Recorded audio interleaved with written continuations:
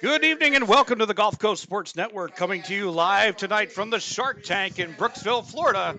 We've got another marquee rivalry game in Hernando County. The Springstead Eagles and the Nature Coast Sharks do battle, and we're going to pause for the national anthem.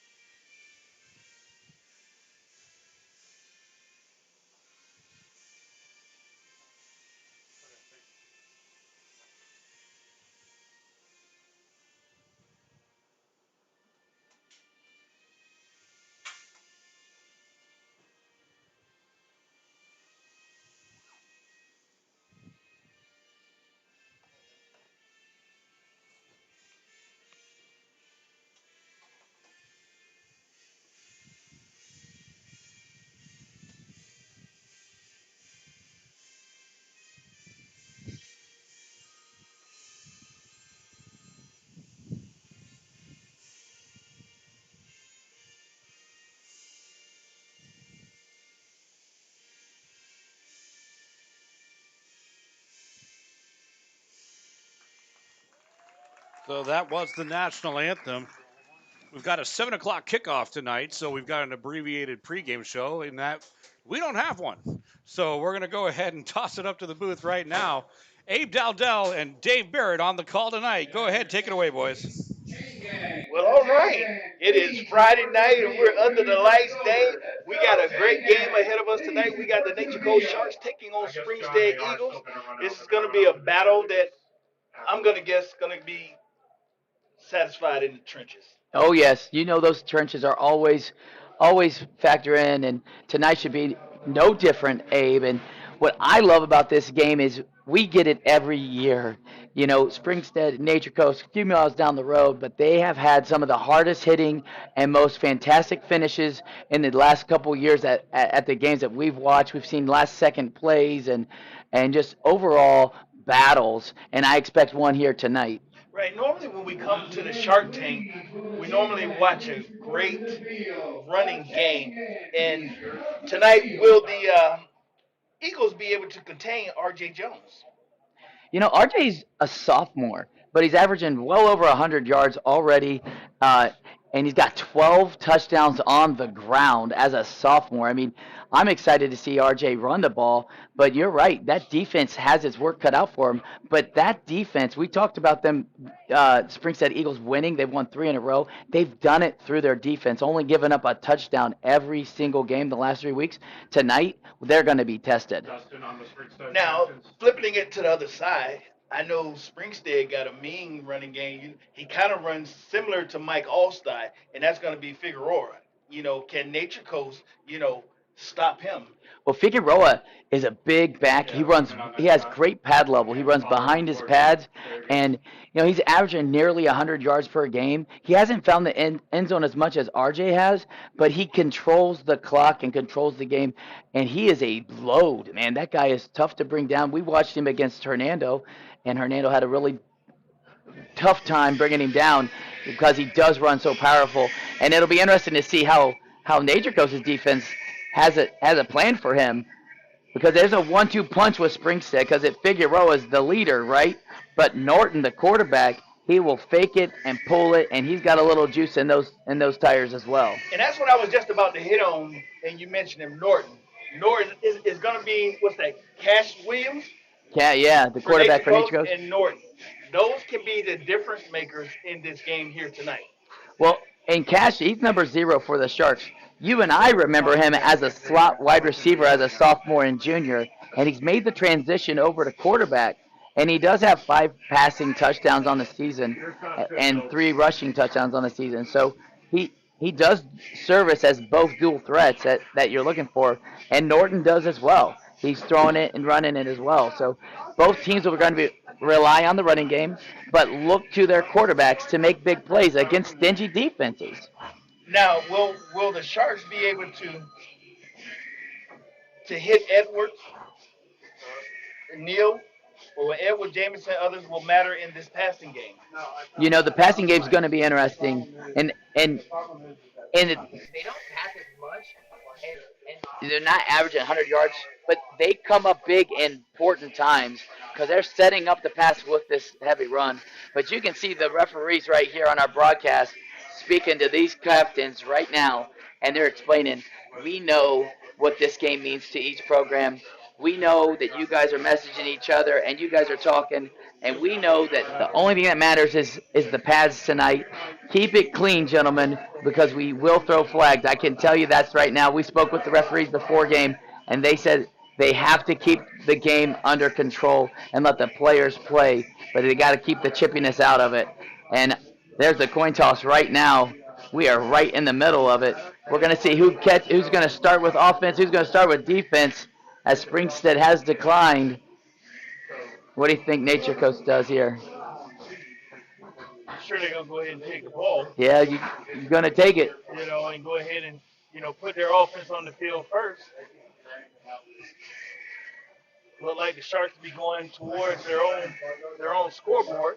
What you know, yeah, absolutely. And you saw the Cassius William, Avion Jackson, Trenton Montgomery, and Grant Lanning captains for the Sharks here at home. And Grant Lanning, the tight end, we didn't get a chance to speak with him, but he's 6'5", 235 pounds, and we've seen him as a sophomore be a defensive end, step in every now and then at tight end. Now he plays a lot more tight end. But when he gets to play tight end and defensive end, he can definitely make a mark, especially on third down and long when he's coming in hot and heavy.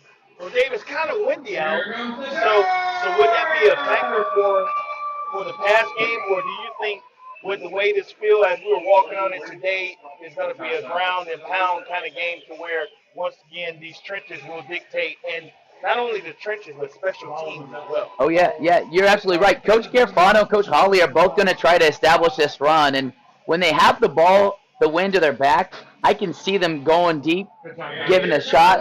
But at the end of the day, I believe we're going to see a ground and pound game and attack. Yeah, Nature Coach will be receiving here in just a moment, and we're going to go ahead with the starting lineup for the Sharks. Cassius William, quarterback. Rodney Jones, Jonathan Eady, Donovan Neal. Sellback, Bedford, Diso, Nunez, and Meyer will be holding that front line in the trenches. And for the Springstead Eagles, their defense starting off. You're going to have Mongold, Bridges, Johns, Archibald, McKinnon, McCullum, and Azias. And in that secondary, Diaz, Enya, Edwards, Monte. So we're going to have a nice battle here tonight. We're seconds away from kickoff. We'd like to thank each and every one of you for tuning in to Gulf Coast Sports Network. It does appear that the home team is in a blackout right now. I see a bunch of students, the student body all in black. The jerseys are black.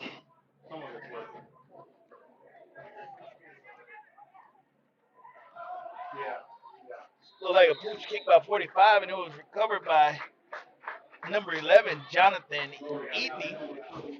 Yeah, Eddie's a starting receiver for him, and he had no problem catching that ball and getting upfield. He's also a track guy for the Sharks, and he didn't get loose there, but he does have some potential there. He didn't get loose, but that gives the Sharks great field position. Yeah, they're on 46-yard line. Starting game mode, so we got first and 10 at the 46-yard line for the Sharks. They come out with a split right formation. Shotgun formation, single back. Yeah, not a little bit, Dustin. You're moving a little too far. Gotcha. Williams immediately hand off to number 4, Rodney R.J. Jones, and he go ahead and scamper straight up the middle for about 6 yards on the carry, on the first carry from scrimmage. Yeah, there's the back we were talking about. RJ, the talented sophomore, already getting positive yards right up the gut, and low motion pre-snap, and that we spoke. They're going to try to establish that run, and it looks like they're trying to go inside early. Look like they come out in a 4-wide set. Brings up second down at about 3. Dustin, you're going to have to move back after this play. Motion to the right side. Looked like Lanning was in motion. Another pass. A hitch pass to the left side of the field. Picks up the first down. Brought out at about the 38-yard line. Yeah, so that's Edney on the reception, who we've already seen off the kickoff. But they motioned the tight end Lanning over to give a trips look, and they went one-on-one backside, and Edney was able to bring down the catch and the first down for the Sharks. Looked like Williams going up under center. Motion. Quick handoff to RJ to the left side. He picked up about 4 yards on that play. After the initial contact, he picked up 2 more. Yeah, Jacob McKinnon on the tackle there for the Eagles, just playing defensive end, was able to get on the outside and got RJ before he got going, really, with a 4-yard gain, like you mentioned. But interesting offense by the Sharks with a tight trips and motion leading to another run. Sharks come out with split receivers. Shotgun formation. Another handoff to Jones to the left side. He finds daylight up the field in the middle. He's in the end zone for a Sharks touchdown. Yes, RJ just hit that hole. I'm sure we're gonna see that again. But what RJ does there is he just got through level 1 and outran the secondary there to pay dirt, and a great blocking scheme for the for the Sharks. What I love about that offensive series is we saw 5 plays and 5 different formations with a lot of motion, making it difficult for the Eagles to line up. Sharks attempting the extra point. Ball's down, it's away, and it is good.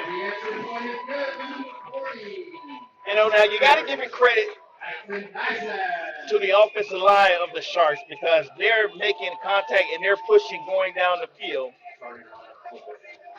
Yeah, absolutely, Abe, absolutely. And you can see the Sharks coming off the sideline, and they are hyped right now. They're jumping around, and they're excited to be here. Yeah, but you always got to remember, football is a 4-quarter sport. This game is far from over, and they have a long way to go. So let's go ahead and look at the starting lineup for the Eagles offense.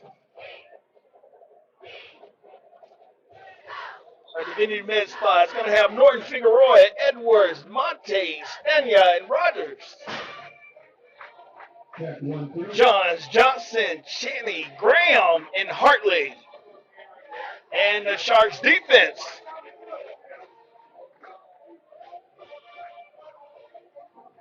Hogan, Davis, Lizer, Stackhouse. And in the secondary, we're going to have Jones, Mitchell, Parker, which got to fill those gaps in order to stop Figueroa. Then you have Ficarella, Jackson, Hanna, and Montgomery to blanket that outfield and that no-fly zone, as they call it.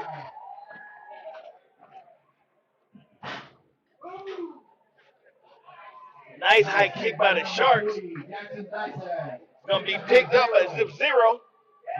Finds some room. And he's immediate hit.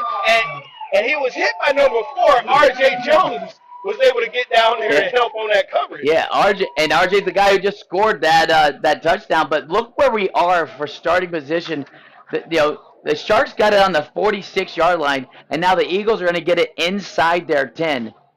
Inside their 10. Big difference in starting position. So if you're the Eagles, you're going to need a statement right here. And number 0, Ivan Edwards was on on that run trying to make some type of yards. Eagles come out with a 4 wide. Quick handoff to Edwards. And unlike the Sharks, defense put pressure and stopped them in the backfield, trying to make it around the right side. Yeah, there's a lot of defenders over there for the Sharks. Looked like 56, number Joseph Leiser, was one of the first ones on scene for the Sharks defense. But it is a 2-yard loss, Abe. And they are right now at the 5-yard line. And Joseph Leiser is the sack leader for the Sharks.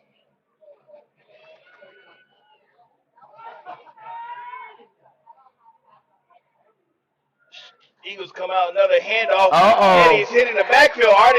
They put him down at the 1. Yeah, the line judge quickly came in to signal he's just outside the goal line there.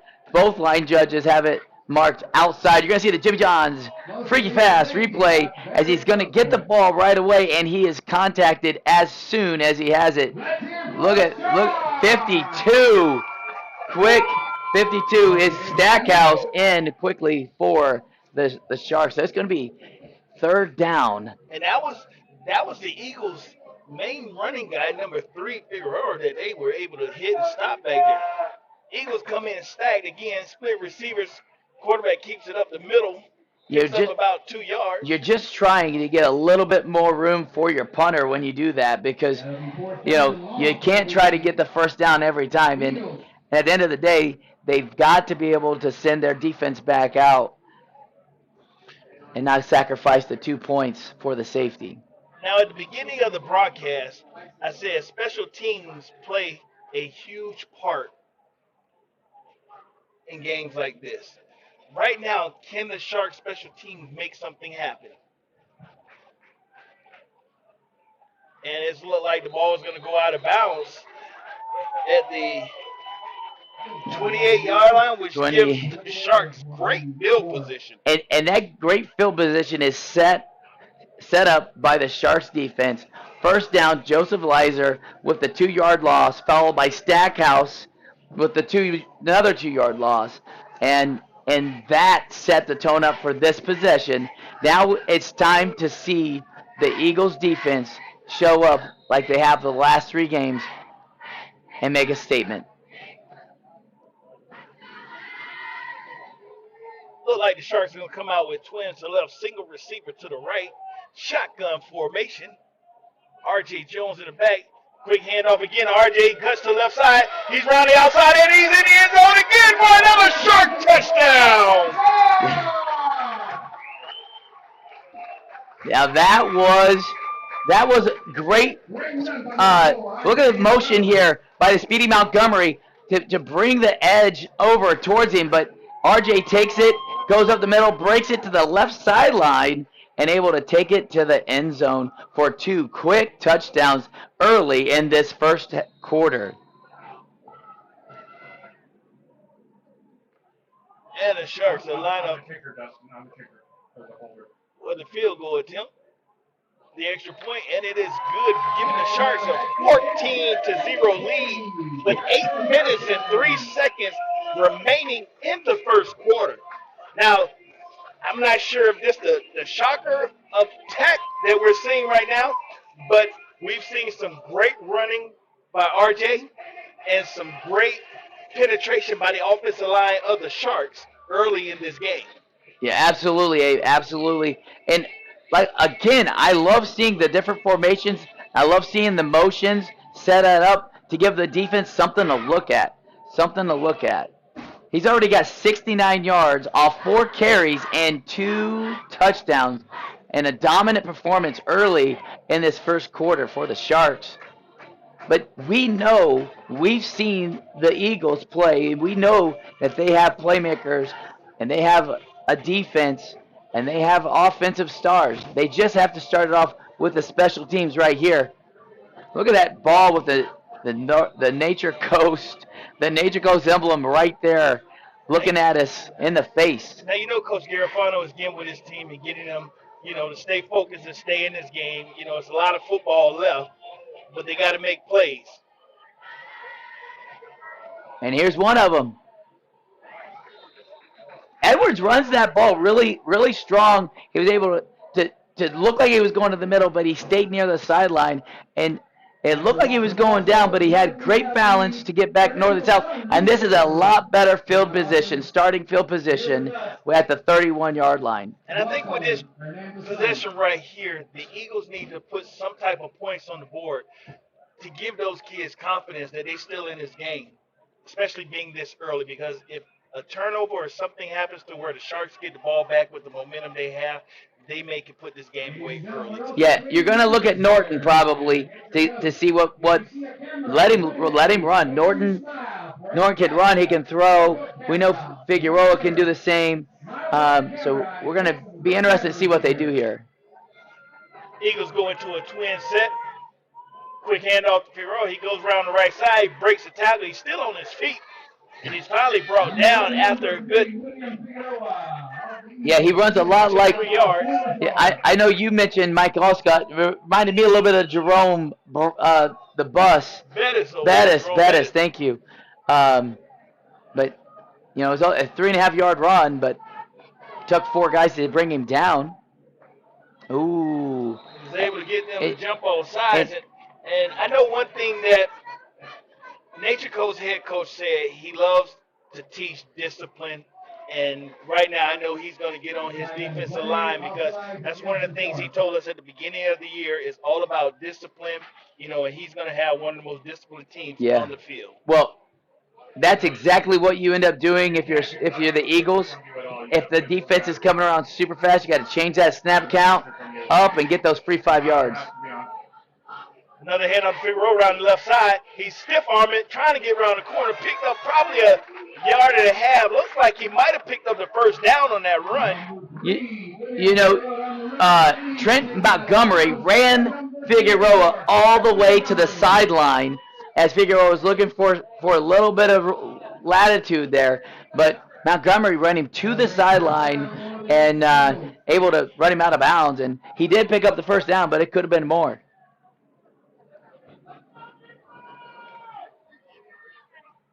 So the Eagles go back to that twin set to the right side of the field. Figueroa in the back.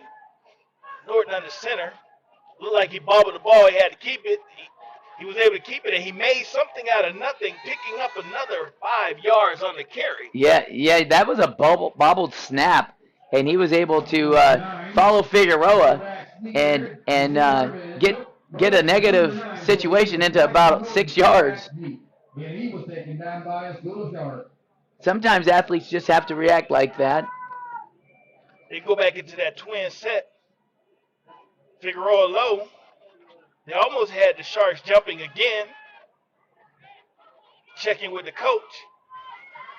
Changing the play. Hand off to Figueroa. Oh, the middle, he burst through the middle, picking up about 8 yards on the carry. Yeah, and we have seen Figueroa get going before, and that's why we wanted to reiterate, check this quick replay out.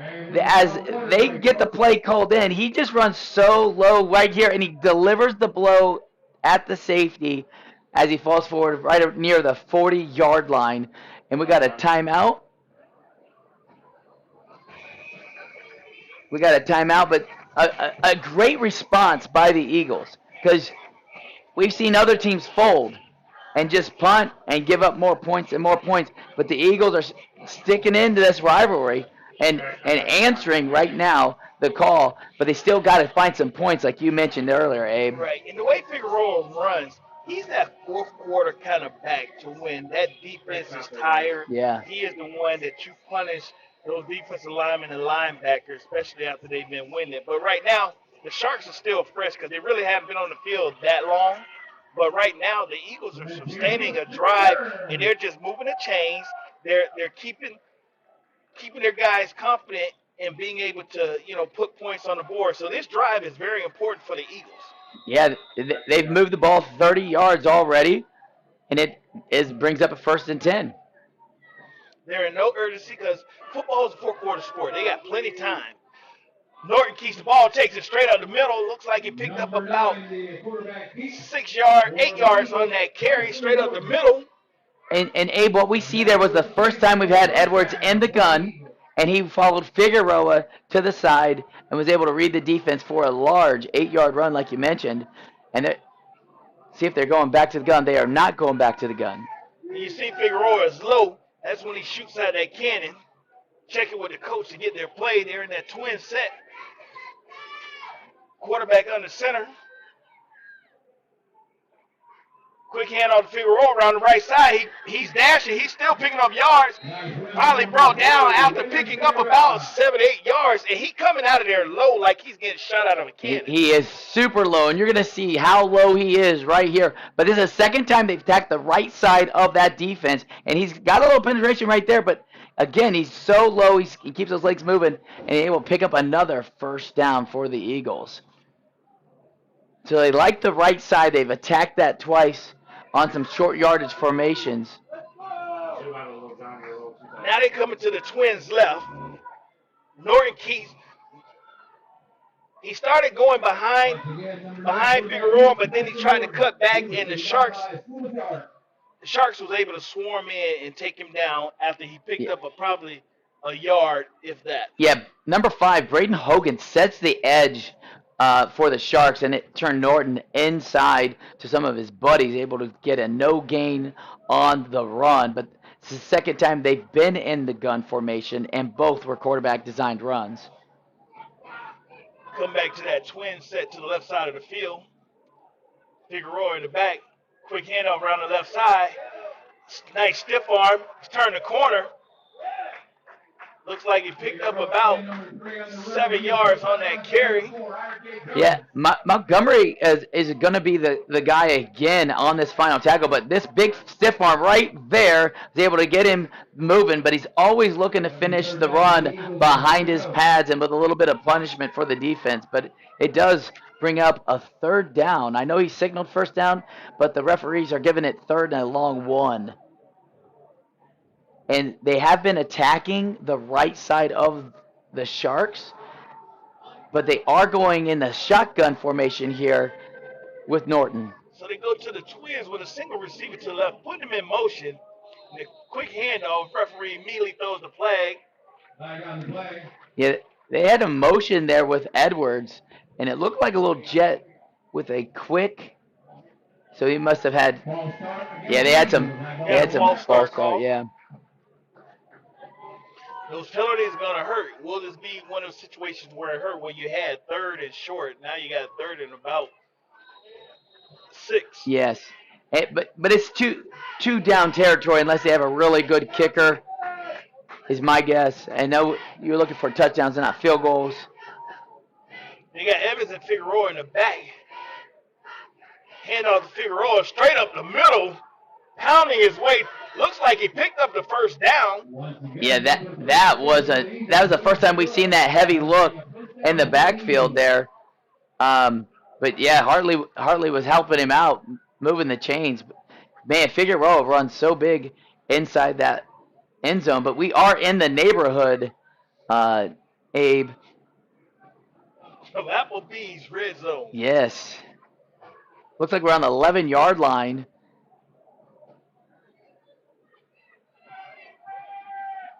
He still got that. Both backs in the backfield. Oh, they tried to hand off and pull it, but they were able to get Norton. Yeah, that looked like Joseph Lizer right at the quarterback. He could have taken the handoff he was in so quick. And what we call that a quarterback sack, even though the quarterback was trying to get and hand the ball up, but then he pulled it. So we can consider that a quarterback sack for Lizer. We could. And right there's a good picture of Lizer. Lizer has been the defensive player of the week for the Sharks a couple times this season, and he's already got a tackle for loss and then that sack there. And we're still in the first quarter. You come with the Twins and still the double set in the backfield. Hand off the Figueroa up the middle. It looked like he picked up about a yard, 2 yards on that play. Yeah, it should be third and about 10, maybe a long 9. But you know, it's likely 2 down territory unless they decide to kick it actually. But I mean, you are in range for a kick. And Girfano will have to make that decision here in a moment. But And we haven't seen the Eagles throw the ball just yet. and we know Norton has tossed it, but the Nature Coast defense has a lot of speed in that secondary. They got that double bunch set again. Gave it to Figueroa. He goes up the middle, picks up about a yard, 2 yards on that play, and then bring up fourth down decision-making time. And Abe, they are attacking the right-hand side of. They continue to attack the right-hand side of that defense. Sometimes you attack the right because you like a matchup. Sometimes you attack the right because that's where your best blockers are. But regardless, they continue to attack that right-hand side. And that might be where Figueroa is comfortable going downhill, going to the right side. Well, the Eagles make an interesting change. They have a lot of different guys in. And I see they brought in some height as well. Estina, number 1, at the top of our screen. He came in for this. New decision by Garofano. Norton rolls. He rolls back right. He's looking for a receiver. And it was an incomplete pass. It's going to be a turnover on downs, Abe. And although the Eagles come up empty-handed here, they did control the clock. They did keep the Nature Coast powerful offense off on the sideline. And they did establish a little bit of confidence in their offense. And now, for the first time, the Sharks offense starts inside their 10-yard line and not on their 50 or their 46. But Dave, to build that confident booster, you would have wanted to put some type of points on the board. Because right now, if the Sharks take this all the way and punch it in, you got a long night for the Eagles.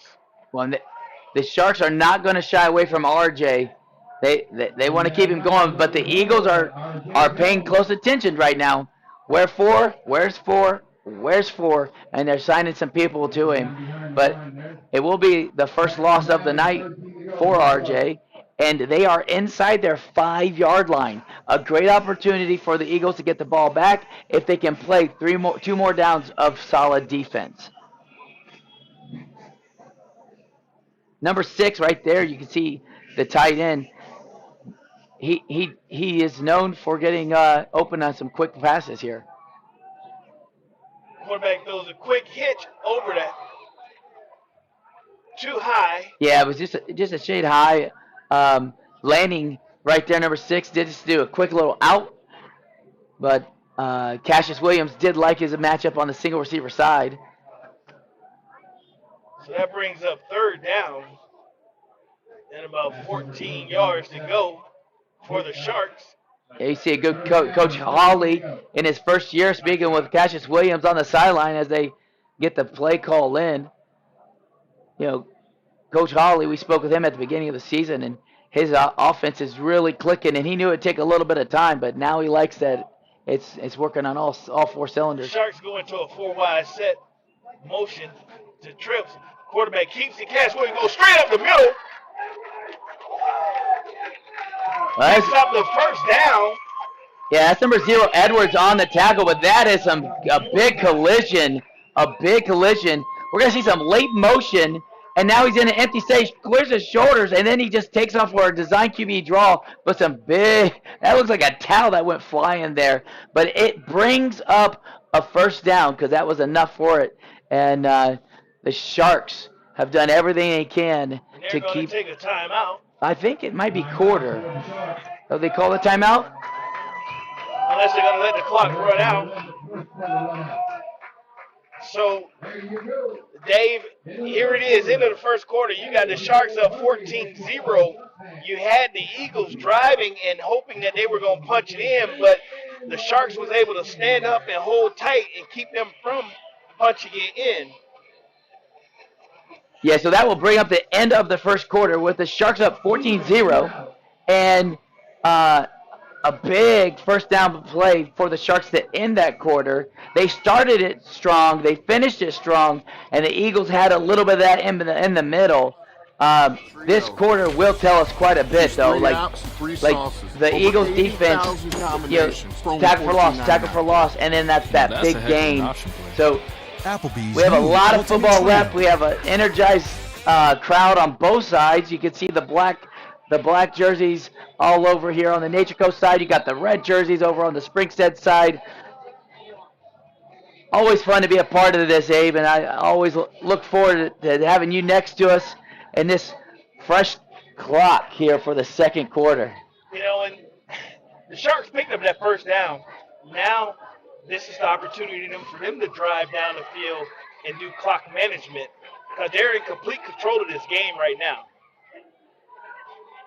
Another handoff to number 4. He goes around the right side, picks up 5 yards, 10 yards, got the first down. He's still on his feet and finally taken out of bounds. Yeah.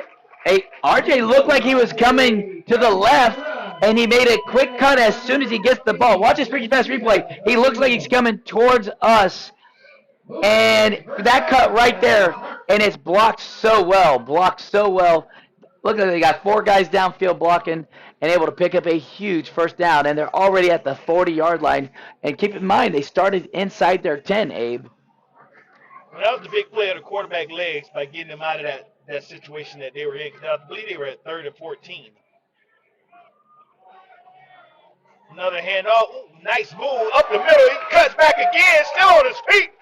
When I tell you he did a nice 1-2 cut and was able to go with that freaky Jimmy John's freaky fast is going to show you the feet real quick. Yeah. Hey, and it looks like Cash is trying to keep it. He wants to keep the ball and pull it, but he can't. And RJ gives him every reason to not pull it. He took some ankles on that play right there on that Jimmy John's freaky fast replay. Yeah. Well, unfortunately for RJ, his ankles were a part of that, and he's going to come out for a breather. And we're probably going to see another Nick Elwin, number 7, sneak in for the Sharks. He's also a talented sophomore who is the second leading rusher or the third leading rusher behind the quarterback, Cassius Looks like Williams. the Sharks going to come out in trips. Still in shotgun formation. Motion. Another quick handoff. Number 7, straight up the middle, picked up 5, 10. Still on his feet. Looked like he picked up about 20 yards on the play or more. Yeah, this is a great 1-2 punch with RJ and Elwin, and you're going to see all he's doing is going straight up the middle, but he hits the hole so fast, makes one cut, and then it's north and south, and he got so skinny to his offensive lineman there, right off his tailbone, and that's he picked great up about 30 running. yards on the play. Now it looks like it's a flag on the play. Well, we did speak with the referees beforehand, and they said if there's any chippiness, they will make sure that they toss the flags because they want to keep the game as clean as possible. You know, I'm quite sure the running back would be upset that he just did all that hard work and then they get 15 yards taken off of that. Well, it does bring up a 1st and 10, though. It doesn't bring up a 1st and 25 like it did back in the day. Another handoff to the right side. He bounces around. He almost picked up the yards that he lost. Yeah, Elwin and RJ are very complimentary of each other. They run very similar, quick, one move, and they follow their offensive linemen. You know, you think they would be happy that Jones came and sat on the sideline, but then they inserted Elwin in, and now he's driving straight up the field. But penalties right now is hurting the Sharks. Well, that's back-to-back plays, and this time it is going to back him up, and it's going to stay first down, but it's going to be 20, which hasn't necessarily been a big problem for the Sharks tonight, as they've been able to get big chunk plays all night long.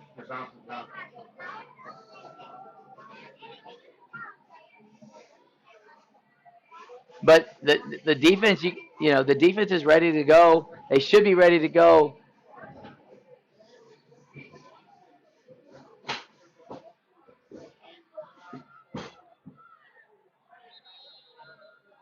Oh, and it looks like we're going to have a timeout. Oh, delay a game. It's going to be a delay a game by the Sharks. Coach did not love what he was seeing, but it'll now be 2nd and 25. With it looked like a little late substitution, perhaps. And right now the Sharks are going backwards. Well, and the Eagles now know that this is a good chance for them to put the ball in the air. And it looks like they are going to be in the shotgun formation here, which is typically a passing. Look like a little formation. Communication, but they go to the 4 wide set. Williams dropped back. He rolls to the right. He puts the ball in the air, almost intercepted. Yeah, Abe, you saw it. I saw it. Cassius rolls to the right. Looked like he was thinking about running it. So we're going to see him right here in the free pass replay. He's going to roll to the right. He's right there. He shows us a little bit of speed, but he's able to flick his wrist, and the ball just falls short of completion. But it'll still be second and about 25 here.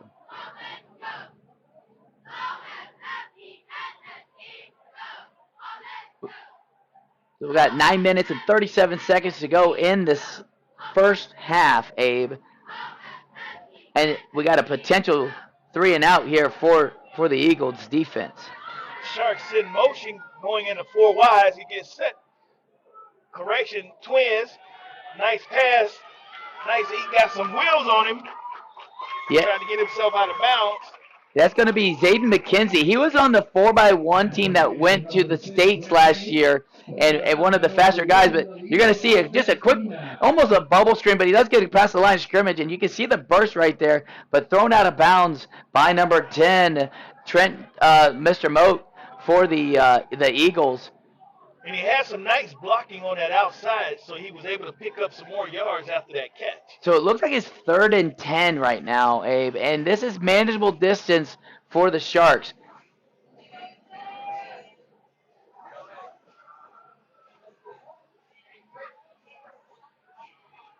Look like the Sharks come out with trips to the right.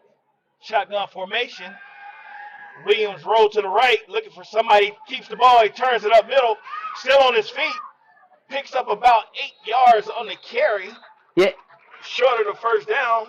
Cassius keeps his eyes downfield, and he looked like he wanted to throw it, but once he made the decision to run it, he lost his footing, was able to keep his balance, but lost his footing, able to pick up 6 or 7 instead of 9 or 10, but it will bring up a good 4th down and 4. And it looks like the Sharks are going to go for it.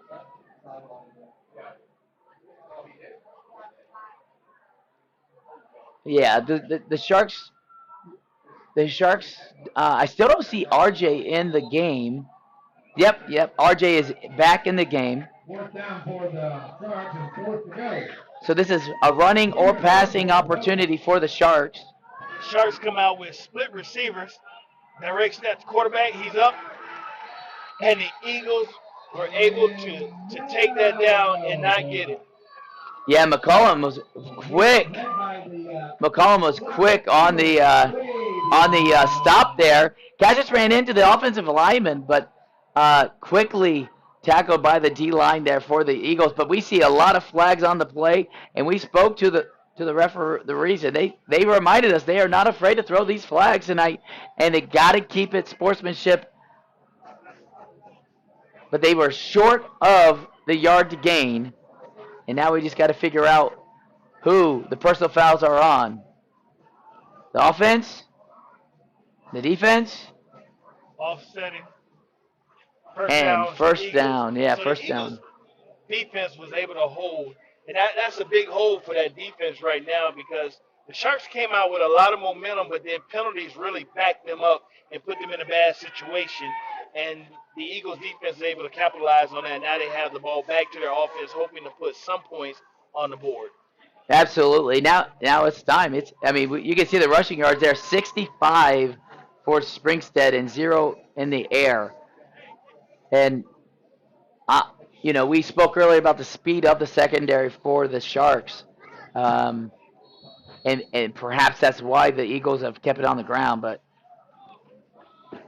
Eagles come out with a twin set. Figueroa back deep. Quick handoff. Figueroa goes around the right side, picks up about 4 or 5 yards on that carry. 33, Jaden Senese, the lead blocker for Figueroa, able to get him a strong 4.5 yards. RJ was the first one on scene for the Sharks.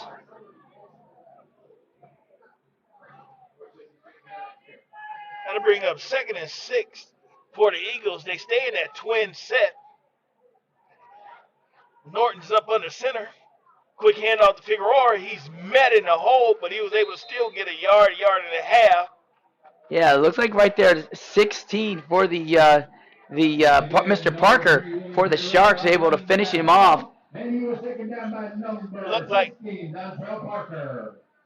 number 12, Dakota Mitchell, and number 16, Dontrell Parker, able to make a big play in there and stop. Well, it is going to be 3rd and short here for the Eagles.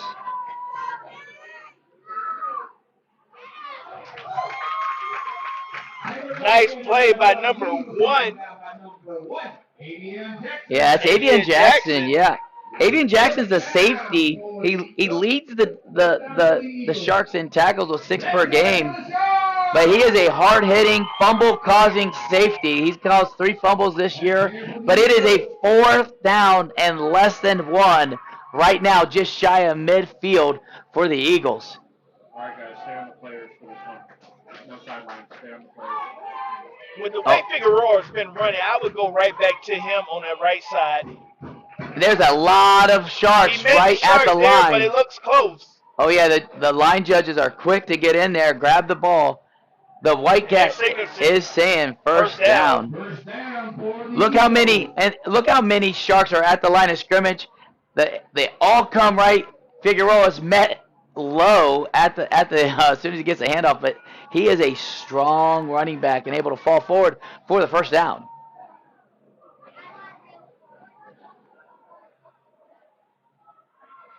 Brings up first down for the Eagles. They stay in that twin set. Norton under center. Quick handoff to Figueroa around the right side. Picks up about 3 yards. Number 3 running again for the Well, Eagles. Figueroa has had plenty of carries this first half, and you and I both know, Abe, if you're getting 4 yards a pop, you're probably going to find some end zone time here pretty soon. Right, and they're gonna back him up. Referee threw a flag that's holding. You know, I've been looking for the yellow flag, but I realized the white hat has a pink flag. So I thought it was the player's towel that kept falling on the ground, but apparently it's the referee's flag. So he's rocking a pink flag tonight. Well, that will back him up, and if you're getting 4 yards a pop, it works every time until you have a penalty. And now you got to go 15 or 20, and that math doesn't math up. 20 to go. It'll remain first down, Abe. The Eagles stay in that split set. To the left, Bill. Norton throws a pass. Caught. Immediately met by number 3, Trent Montgomery. Yeah, RJ, number 4, he ends up with the ball, but I want you to watch number 4 on this play. He looks like he's going to blitz. He sees the ball. He finds a spot. Just great concentration by Mr. Moat on the reception, and a big first play for the Eagles. Eagles stay in that twin set, single receiver motion. Another handoff to Figueroa up the middle. Figueroa fumbles the ball, but he was able to recover it himself after picking up about 8-9 yards on the carry. Yeah, that's another great play by the Eagles with the motion. Hey, they're going to take a timeout. Why don't we too take a timeout? We'll catch you back in a minute. One of the reasons we've been so successful at Divinity Med Spa is because we understand what people are looking for. They want to look rested, refreshed, good for their age. We can accomplish this by treatments such as Botox, filler, lasers, and an array of facials, all by a team of trusted experts. This is Divinity, Hernando County's only locally owned and operated med spa. Come see us. We can't wait to meet you. All right, Abe, we got about 6 minutes to go in the second quarter here. The Eagles come up with a really important third down. Last time they went right up the middle to Figueroa. It's a little longer this time, but my guess is Figueroa will be involved, whether he's their fake motion or right up the middle. Eagles come out with the twin set to the right side of the field. Single receiver, we got motion, number 10. Norton fakes the handoff. He keeps it up the middle, but he only picks up about a yard. And another flag on the play. Yeah, you see the pink flag come in late. I got the flag identified now. But, they're going to get a face mask mask. against the defense. Against that guard. And that's a free first down for the Eagles. They were just a yard and a half shy, but that face mask will be enough to move the chains. And Dave, this is a very important drive by the Eagles. Looking at the clock, they got 5 minutes, 33 seconds remaining in the second quarter. No points on the board. They want to put some points on the board. This is where Coach Garofano is trying to just settle his team down and just try to put some points on the board because they are still in this game if they can get in this end zone right now. They're going to 4 wide, swing it, hand off to number 10 around the left side of the field. He tried to make a move, find a seam, but it was a short-lived seam. Picked up about 3 or 4 yards on the carry. Yeah, that's Mo on the jet sweep there, and Mo's their number 2 leading receiver on the season, and he's showing that he can too carry the ball. But as you mentioned, the most important factor is with this long drive, methodical drive, they're keeping that powerful offense of the Sharks on the sidelines. And if they could make this game a 14-7 game at halftime, that would be and they get the ball back to kick for the second half, that would be a big start for this game. Eagles come out in a 4 wide set. Motion. Norton drops back. He's holding pass. He's rolling, puts the ball in the air. Nice catch. Nice catch by number 8, but it looks like it's going to be coming back for the holding. Yeah, that's by Eli. Number 72. Yeah, that's Eli Rogers, the sophomore, and you're going to see it right at the top of our screen. Right there's the hole by the tackle, and the white hat was quick to find it. But Norton keeps his eyes downfield and his shoulder square as he delivers that ball to Rogers, which is what you got to do until just because you see the flag, which most quarterbacks don't. Their eyes are downfield. Got to get to positive yards as you can, but that will back them up, and it. As we spoke earlier, penalties can ruin drives, and Coach Garofano does not want to ruin this drive. Last time they marched the ball down and came up empty-handed. You do not want to see that again if you're an Eagles fan. Eagles in that twins. Norton keeps up the middle, trying to find some room, trying to make a play. Picked up about 1.5 yards, 2 yards on that carry. Yeah, big block by the guard for the Eagles, number 53, Antonio Graham, the junior, coming over on the pool. Big block for Norton, but it's going to bring up a good 3rd and long here, probably about 3rd and 12 for the Eagles. So the Eagles staying with that 4 wide set. 3rd and long. Norton drops back. Screen play to number 8. He catches the ball, moves out the middle. He got room. Able to pick up that first down. Yeah. Hey, that's Eli Rogers, who we just saw earlier with the pass reception. The Eagles did a great job of losing ground and losing their man on the screen. And a quick throw by Norton. And able to get through the middle of the field. And once you allow those defenders to the quarterback, there's no one to block. And they were able to get a big chunk of yards there for the Eagles' first down. So the Eagles finding success with spreading the Sharks out. They go back to that 4 wide set. Motion. Quick handoff to number. Yeah, it's number 18, Braylon Leal. The 3rd leading receiver for this team, also a junior, also trying to get some carries here, but played well by Braxton. And another flag goes sky high. Yeah, and this one's not pink, it's yellow, but it is going to be after the play. And if you get 2 of these called on you, your night is over. So these referees have to take the number of the player that the penalty's on. If they get 2, they are done. Now the play was over when that flag came up. We're looking at all eyes on the white hat to see which one it's on. They're calling it on the Eagles right now. And only the Eagles. So there's no offset. It's only on the Eagles. And that is going to back them up. One thing Coach Garofano's great at is keeping his young men focused and have composure. And I'm certain he's very upset right now that he's gotten another unsportsmanlike conduct flag put on his squad. Because penalty is what's stopping his drives. He has nice drives, and then they're beat up by penalties. And there's penalties that you can control. So it's going to bring up 2nd and 28. And it looks like the Sharks are bringing everyone. I see 7, 8 hats near the ball right now, ready to come. Zero goes in motion. Norton keeps the ball, takes it straight up the middle, picks up about 8 yards. Yeah, Avion Jackson quick on the tackle there, number 1 for the Sharks. But they try to get Edwards with the motion and let Norton run up the middle. And they know if they can penetrate the middle of the field, it can be a foot race. And Norton's a pretty fast guy, but the Sharks are not letting him get to the foot race. So the Eagles come out in a Twins. Eagles call timeout. With that being said, let's go ahead and take a timeout and check out McMurrow commercial break.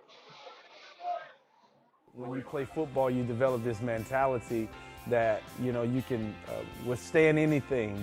You're Mr. Tough Guy. So years I had been battling. I was just excited to finally meet someone who knew what I was going through, who saw my pain, to think that in a matter of one treatment, and it got better and better as I began to get treatments throughout the month. Why would you deal with this pain for another day? All right, Abe, we are back with just over 2 minutes to play in this half. And it looks like we got a 3rd and very long situation for the Eagles. The Eagles called the timeout. They want to get a better play because they do not want to come up shut out in this first half. But he also needs to remind I'm certain Coach Garofano reminded his guys, we can't beat ourselves right now. Let's go make a great play. So the Eagles come out in a trip set.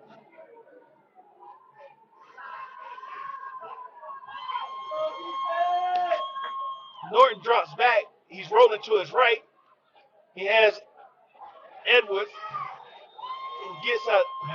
He's trying to get out of bounds, but they was able to stop him.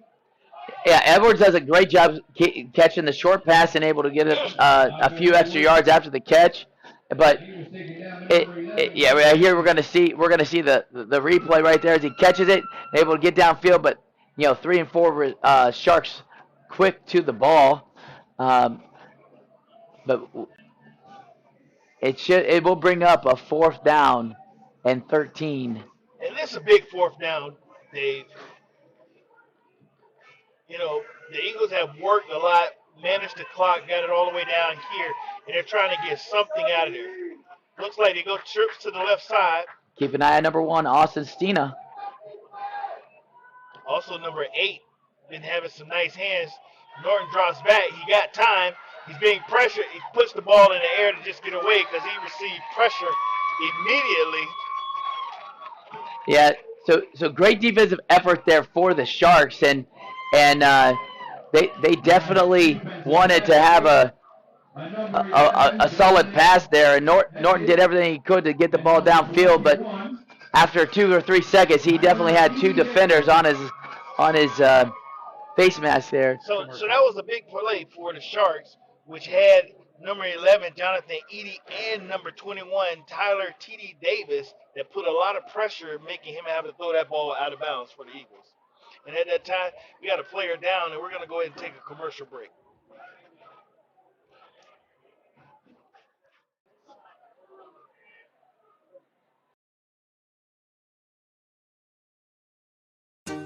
Ron Troll, bring the Nature 1883 and your home in law 352-683-4003 to schedule your appointment. Remember, to lawn treatments, the grass is always greener at Ron Schuster Pest Control.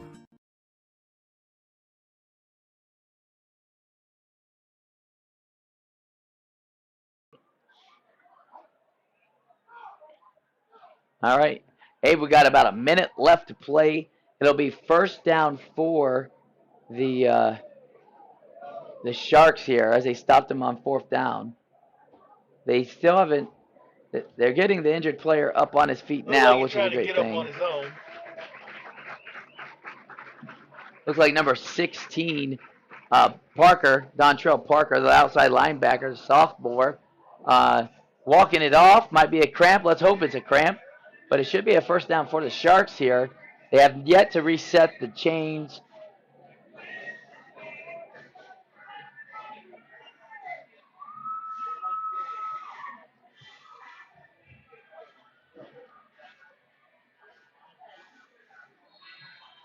Perhaps it's 4th down. Eagles have a 4th down and 1 to go. It appears to be a 4th and short now. And last time they attacked the red zone, the right side. It's up under, hands off to Figueroa. He's still up. He gets the first down and more. Picked up about 6-7 yards on that play. Well, gives it a first and goal, and we're in the red zone. Applebee's, we're in the neighborhood. Well, I apologize to the viewers. We thought it was already 4th down, but it is now a first down for the Eagles, and they are inside the 10-yard line. And they've been talking about the right, and they're on a big play. They go left, and they are under a minute left to play and 10 yards away from scoring. Another handoff to Figueroa, and he roaring through the middle. It looked like what he did was took a high step, lowered his shoulders and head, and pounded even more. And the Eagles going to call a timeout on that. Yeah, they got about 30 seconds left. Let's take a break as well. One of the reasons we've been so successful at Divinity Med Spa is because we understand what people are looking for. They want to look rested, refreshed, good for their age. We can accomplish this by treatments such as Botox, filler, lasers, and an array of facials, all by a team of trusted experts. This is Divinity, Hernando County's only locally owned and operated med spa. Come see us. We can't wait to meet you.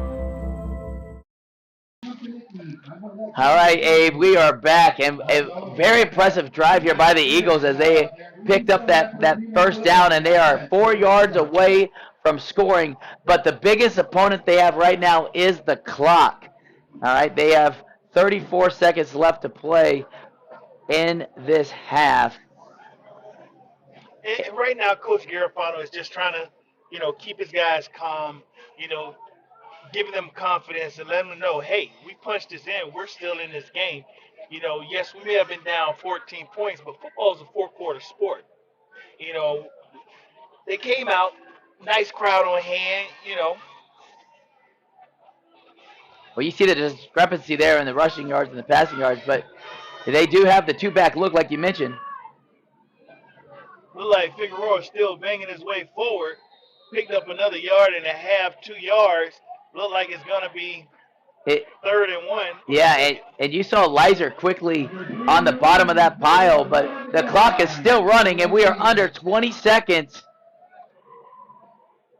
We're under 20 seconds. The Sharks take a timeout. The Sharks wanted to talk it over. He wanted to make sure he got the right defense in there because this could be a big defensive stop. Let's take a quick look at some of the local scores in the area. McMurdo Family Vision's scoreboard.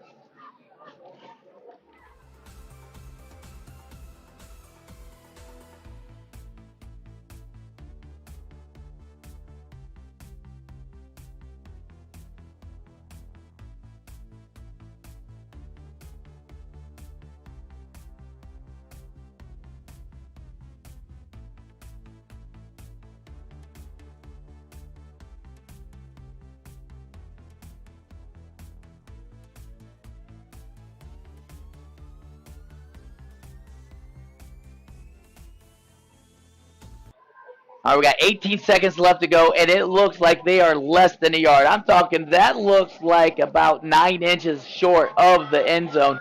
I would suggest that the Sharks are probably going to blitz a lot of people in that A-gap, and he probably called the timeout for a couple extra D linemen, but they should have a lot of people there. Give it to Figueroa. He pounded his way in. Does he have the signal? And he has the touchdown Eagles. Look, Dave, the only thing that would stop Figueroa in there would be a restrainer order. Yeah, He was definitely getting what he wanted right there. He was met right there by a shark really low, but he runs behind those pads, and with 13 seconds to go in this half, the Eagles get some points on the board, and they will be getting the ball back like we mentioned. And with that keeps them in this game.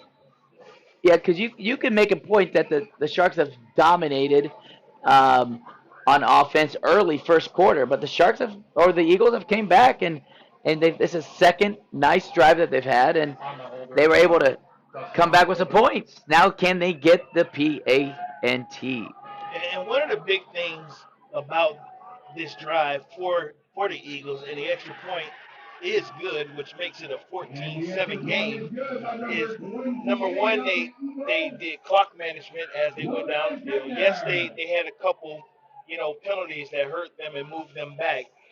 But also they kept this powerful offense, Mr. RJ, off the field on offense. Well, and RJ is one of their typical kickoff returners, and so is Avion Jackson and the speedster McKenzie. So it'll be interesting to see if they actually kick this ball deep, or if you do a pooch punt like you saw, and take this ball game into the second half and give us some halftime. I would not want to put it in one of those electric guys' hands, even with 10 seconds to go in the half. So I would look for that pooch kick that we saw early. Yeah, but that pooch kick was kind of dangerous as well. So you got to do a toss-up. You're taking a gamble either way. You just got to tell your special teams, be special, make big plays. Right now, some of these guys on special teams don't get out there often. Let's get out there. Let's make a play.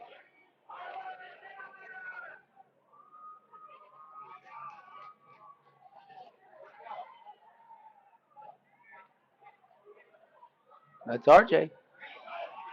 And their special teams made a big play, number 18 for the Eagles. That's going to be Braxton Leo. He made a great play for the Eagles. Well, it's we got 8 seconds to go. It'd be interesting to see if Coach Hawley just takes the knee here and regroups, or if he's going to take a shot just outside his 20-yard line.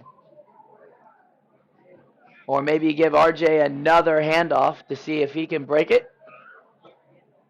But regardless, it should be one more play.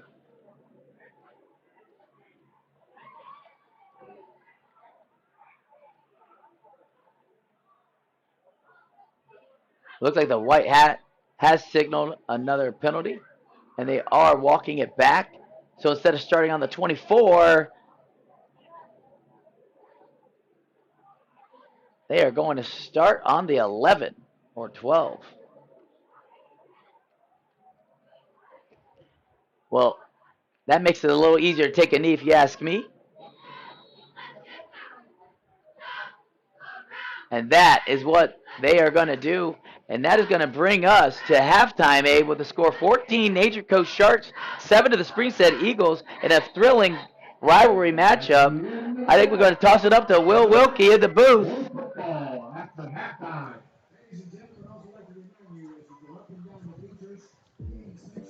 Thank you very much, Abe and Dave on the call. What a game we got going on. Welcome to GCSN at the half. We got a lot of great content coming up for you. Going to get things started with the senior spotlight. Tonight it's Grant Lanning from Nature Coast. We also had a interview scheduled with Athletic Director Dan Garofano. However, we had technical issues with that. Then we're going to bring it back for the first half Game Changers, sponsored by Game Changers Sports Apparel. Then we're going to close out the show with the McMurdo Family Vision Regional Scoreboard. All that coming up next. It's halftime, 14-7. We'll be right back. All right, Genty, time to learn the option play. Come on, Coach. I know how to run the option. Applebee's new Ultimate Trio. Mix and match 3 apps with 3 sauces, like shrimp, boneless wings, onion rings with sweet chili, blue cheese, and marinara. Or wonton tacos, waffle fries, and riblets with honey mustard, ranch, and honey barbecue. Or brew puff pretzels, mozzarella sticks, and waffles. How many combinations are there? There's over 80,000. Applebee's new Ultimate Trio. Choose 3 apps and 3 sauces for $14.99. That's eating good in the neighborhood.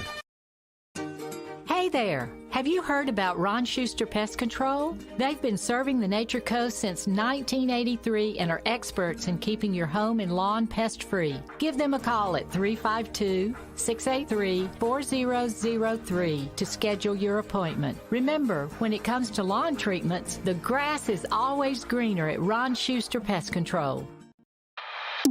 One of the reasons we've been so successful at Divinity Med Spa is because we understand what people are looking for. They want to look rested, refreshed, good for their age. We can accomplish this by treatments such as Botox, filler, lasers, and an array of facials, all by a team of trusted experts. This is Divinity, Hernando County's only locally owned and operated med spa. Come see us. We can't wait to meet you.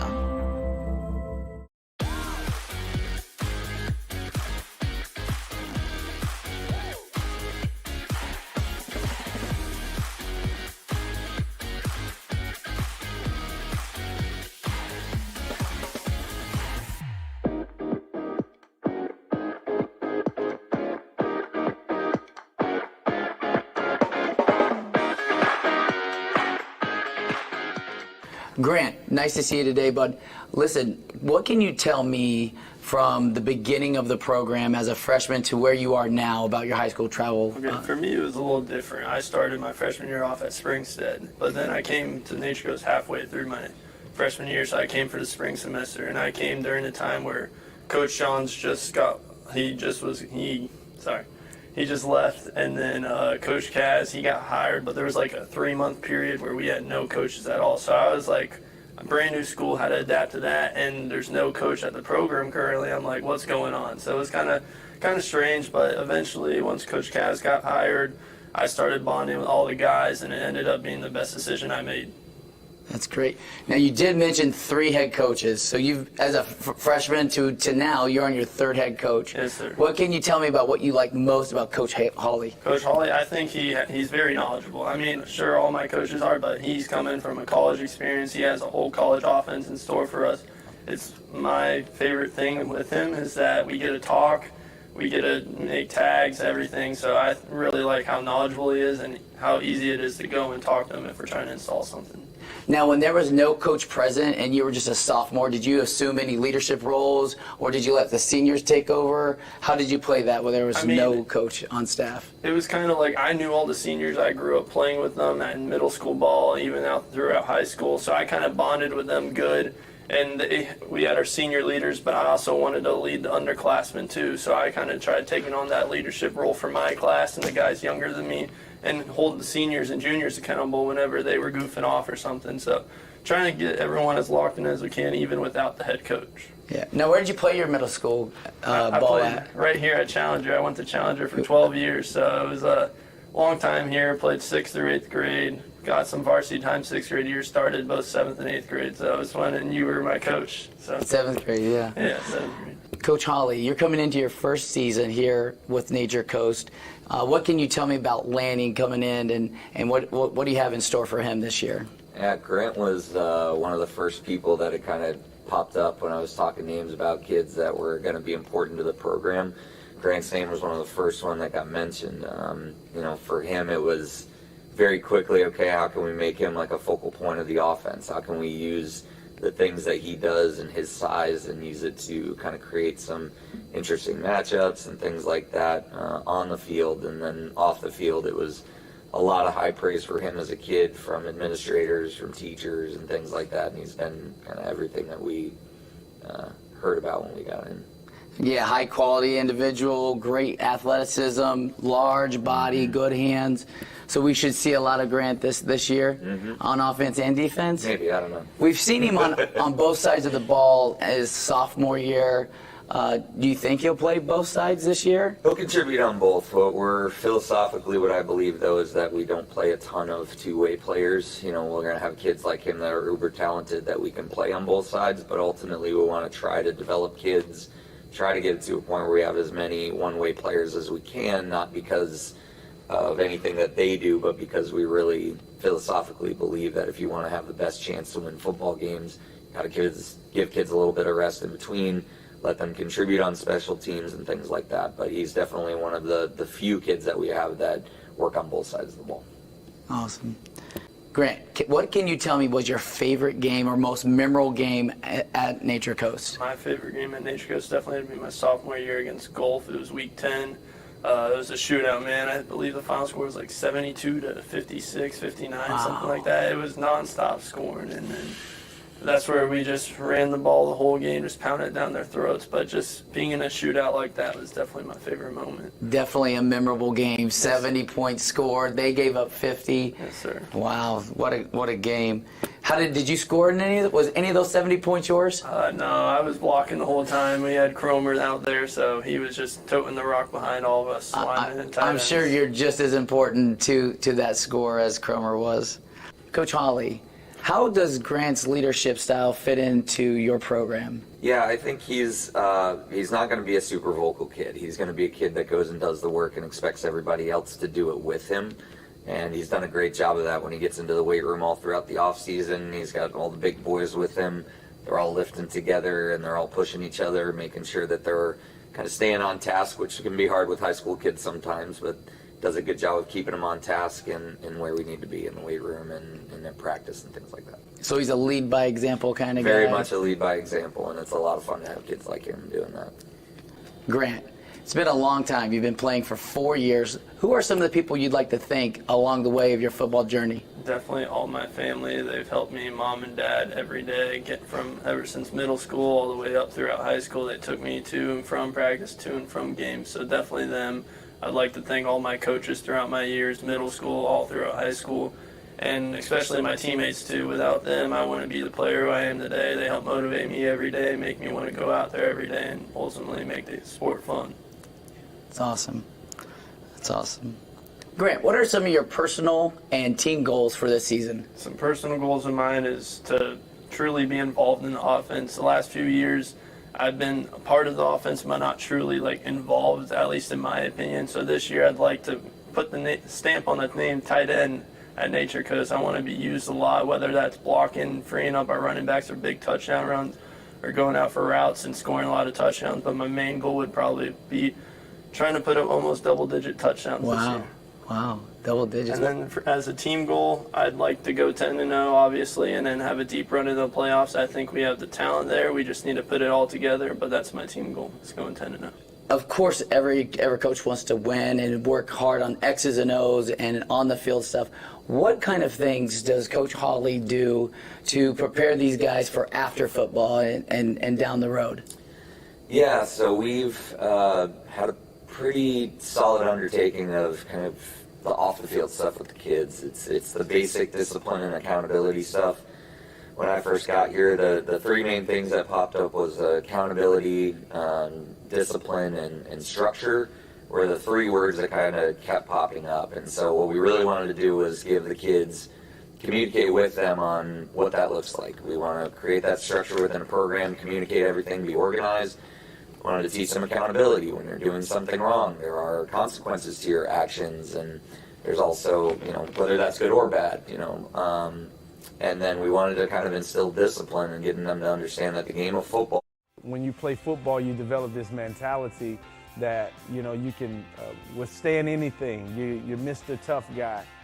So years I had been battling. I was just excited to finally meet someone who knew what I was going through, who saw my pain, to think that in a matter of one treatment, and it got better and better as I began to get treatments through. We apologize. We had a technical issue there. We're going to go ahead and finish up the senior spotlight interview for the remaining 2 minutes and 50 seconds. We just have to do that manually. So bear with us. We apologize. Our system kicked us out. So we just have to get that fixed momentarily.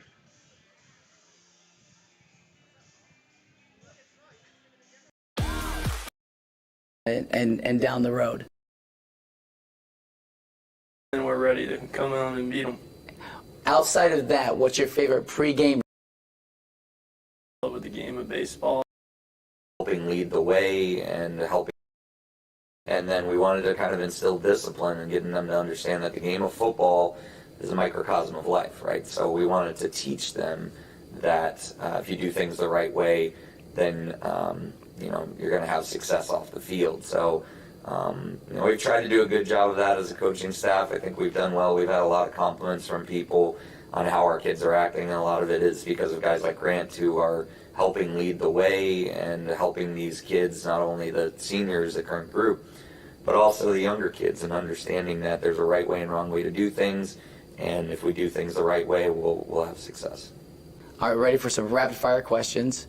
Who's your favorite player from any sport and why? It would be Eric Hosmer. When he was on the Royals, he was the first baseman. He was part of the 2014-2015 World Series team. He made me fall in love with the game of baseball, and that's why I decided to honestly play all the way up until my sophomore year of high school.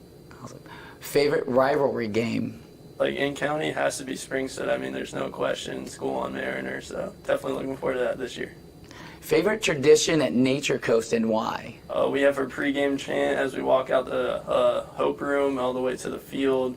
It's just iconic. It shows the other team that we're coming. We're ready to come on and beat them.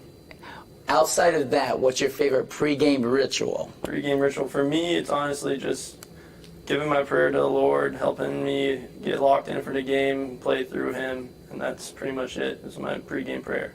Who's your favorite teammate and why? Favorite teammate? That's a great question. That's hard. I got a lot of guys I love everyone equally, but I mean, I've been bonding with Donovan a lot recently. Me and him have been kind of gluing together a little bit, pre-game, practice, all that good stuff. So I'd say Donovan. What do you look forward to most after graduation? After graduation, I look forward to going to college, playing college ball, and also getting a great degree while I'm doing it. Thank you again, Grant Lanning, 2025 Senior Spotlight. Thank you.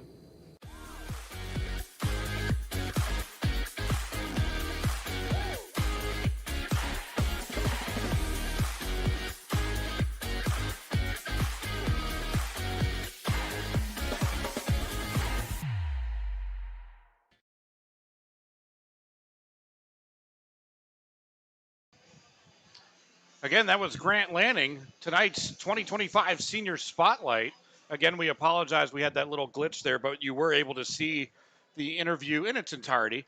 But you can always go to our YouTube special events section of our channel. And after the game tonight, the Grant Lanning interview, along with all the other interviews we've done ever since we've started back in 2020, can be viewed in their entirety later on tonight. Again, that'll be about 10 or 10:30. So we're going to go ahead and take a quick break. Then we're going to come back for our first half Game Changers, sponsored by Game Changer Apparel. And then we'll check in with all the scores around the region with the McMurdo Family Vision Regional Scoreboard. This is the Gulf Coast Sports Network. We'll be right back.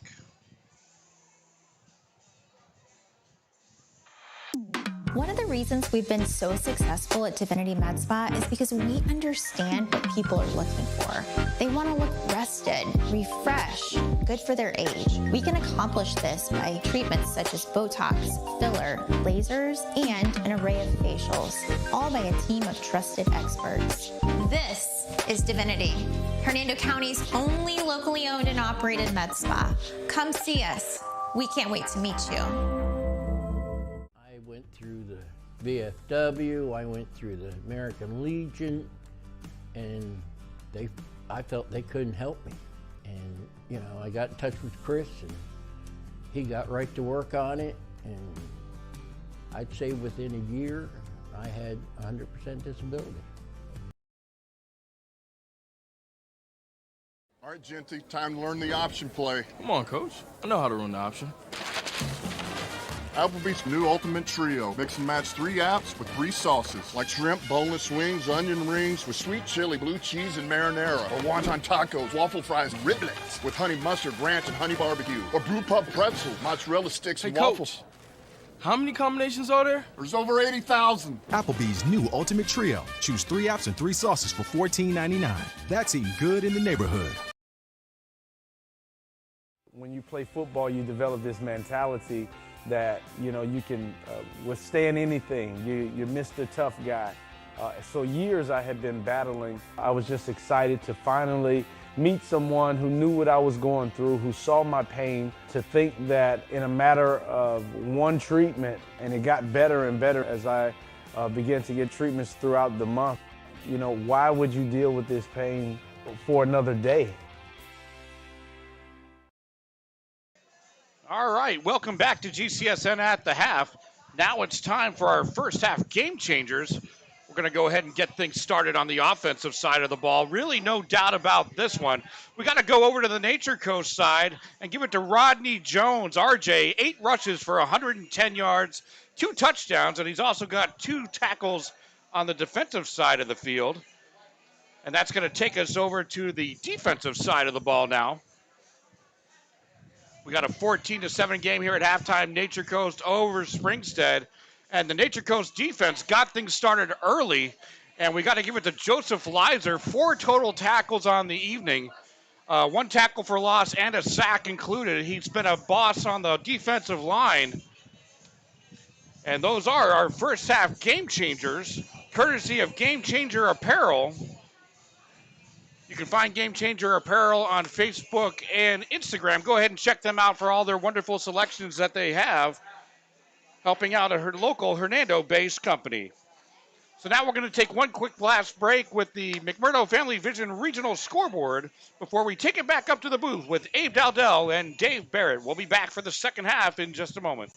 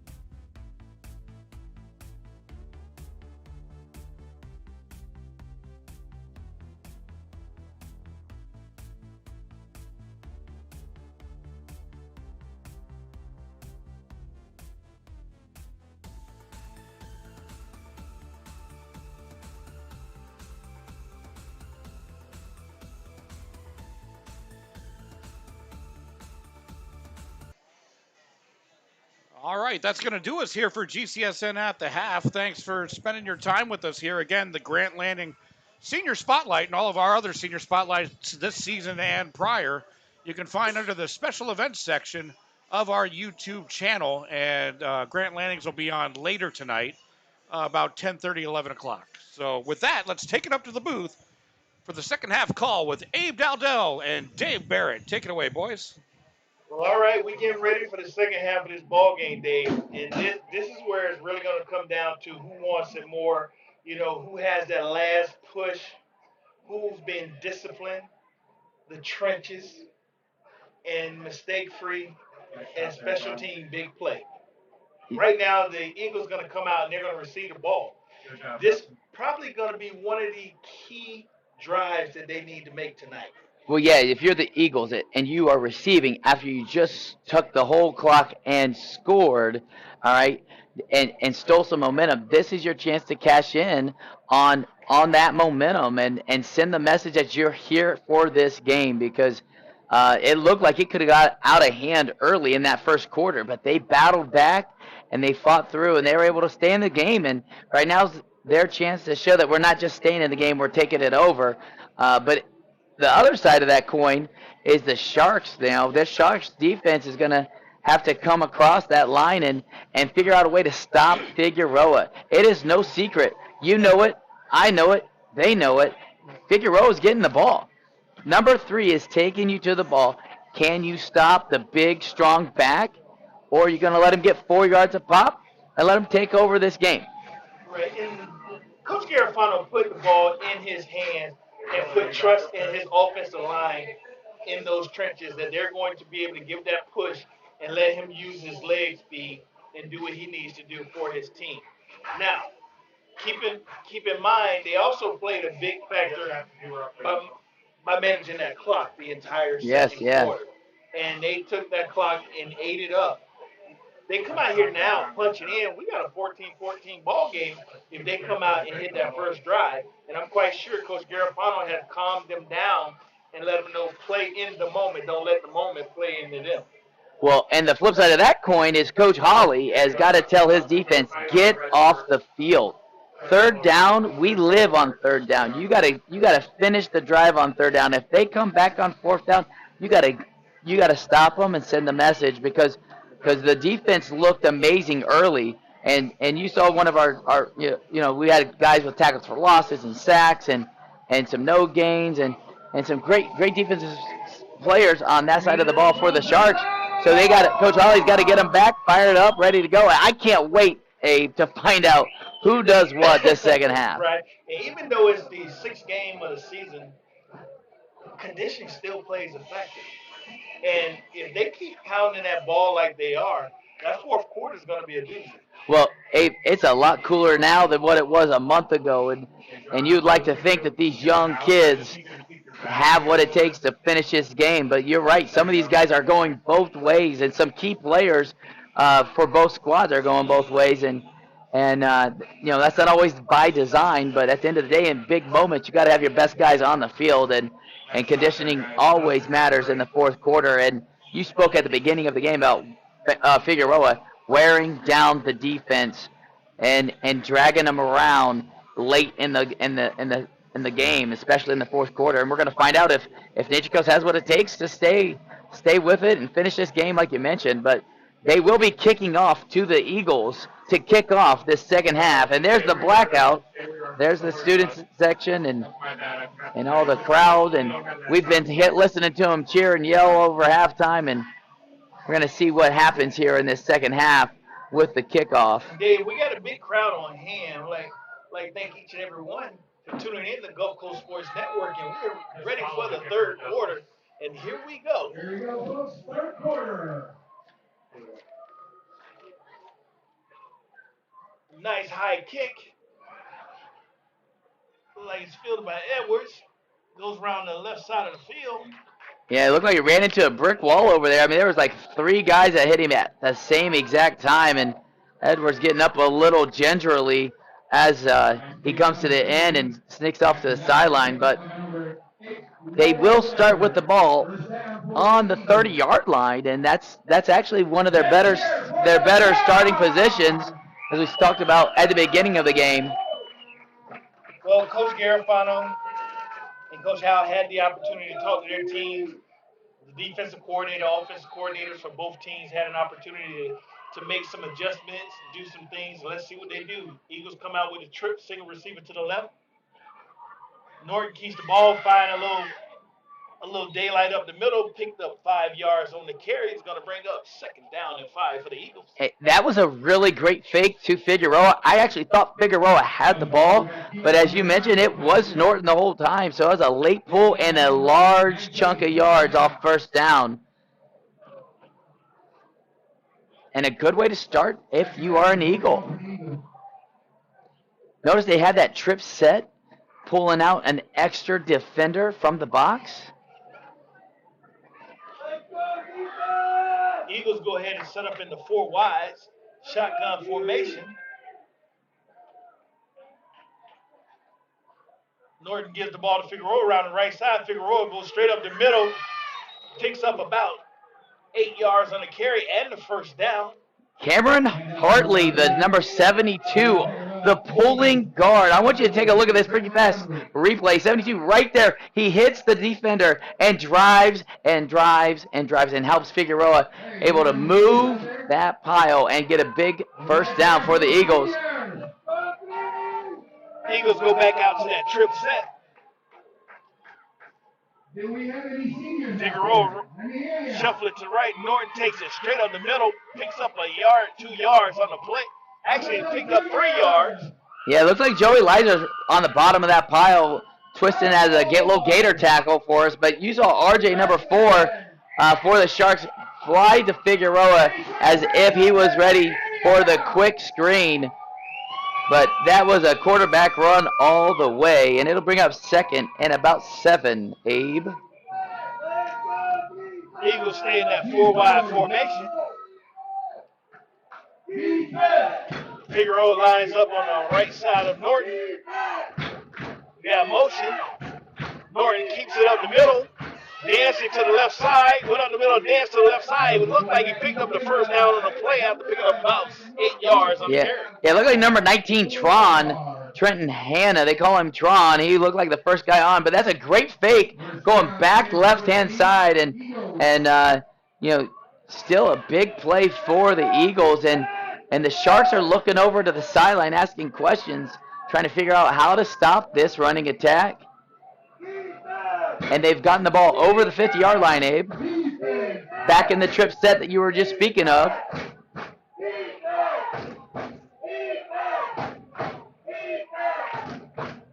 Norton gets the ball, hands off to Figueroa around the left side. Figueroa follows block, pounding his way, picks up the first down, still moving his feet.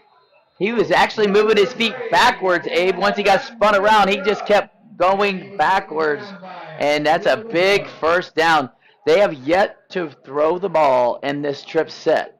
Figueroa hit that hole, and as he was driving, going out, he turned into a BYOB, bring your own blocker, as he broke his legs, taking all the Sharks down the field with him. Yeah, he definitely brought his own blocker. But look at that, 166 yards for the Springstead Eagles rushing attack and 33 in the air. Eagles now go trips to the left side of the field, single receiver right, trying to get the Sharks to jump.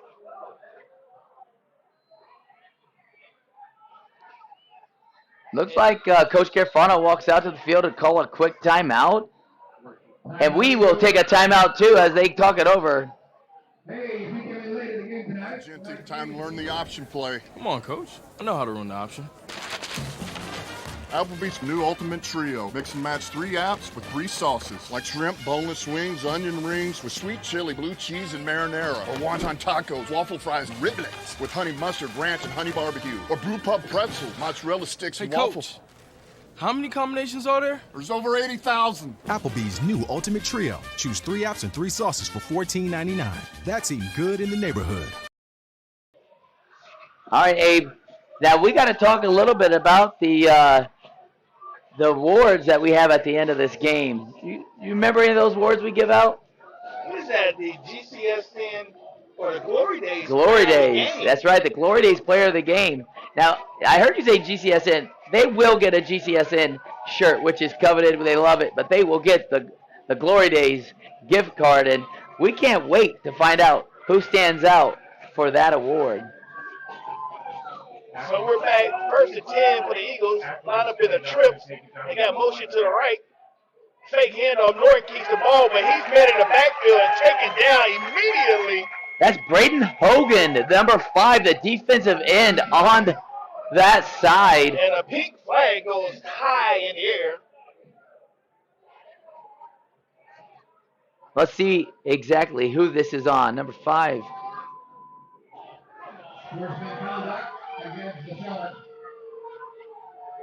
All right. Well, that was a great play, a tackle for the loss, and Hogan was pretty happy about it, but it is going to be an automatic first down as they walk it off and continue walking and walk a little bit more. Well, with that penalty, you know where we're at now.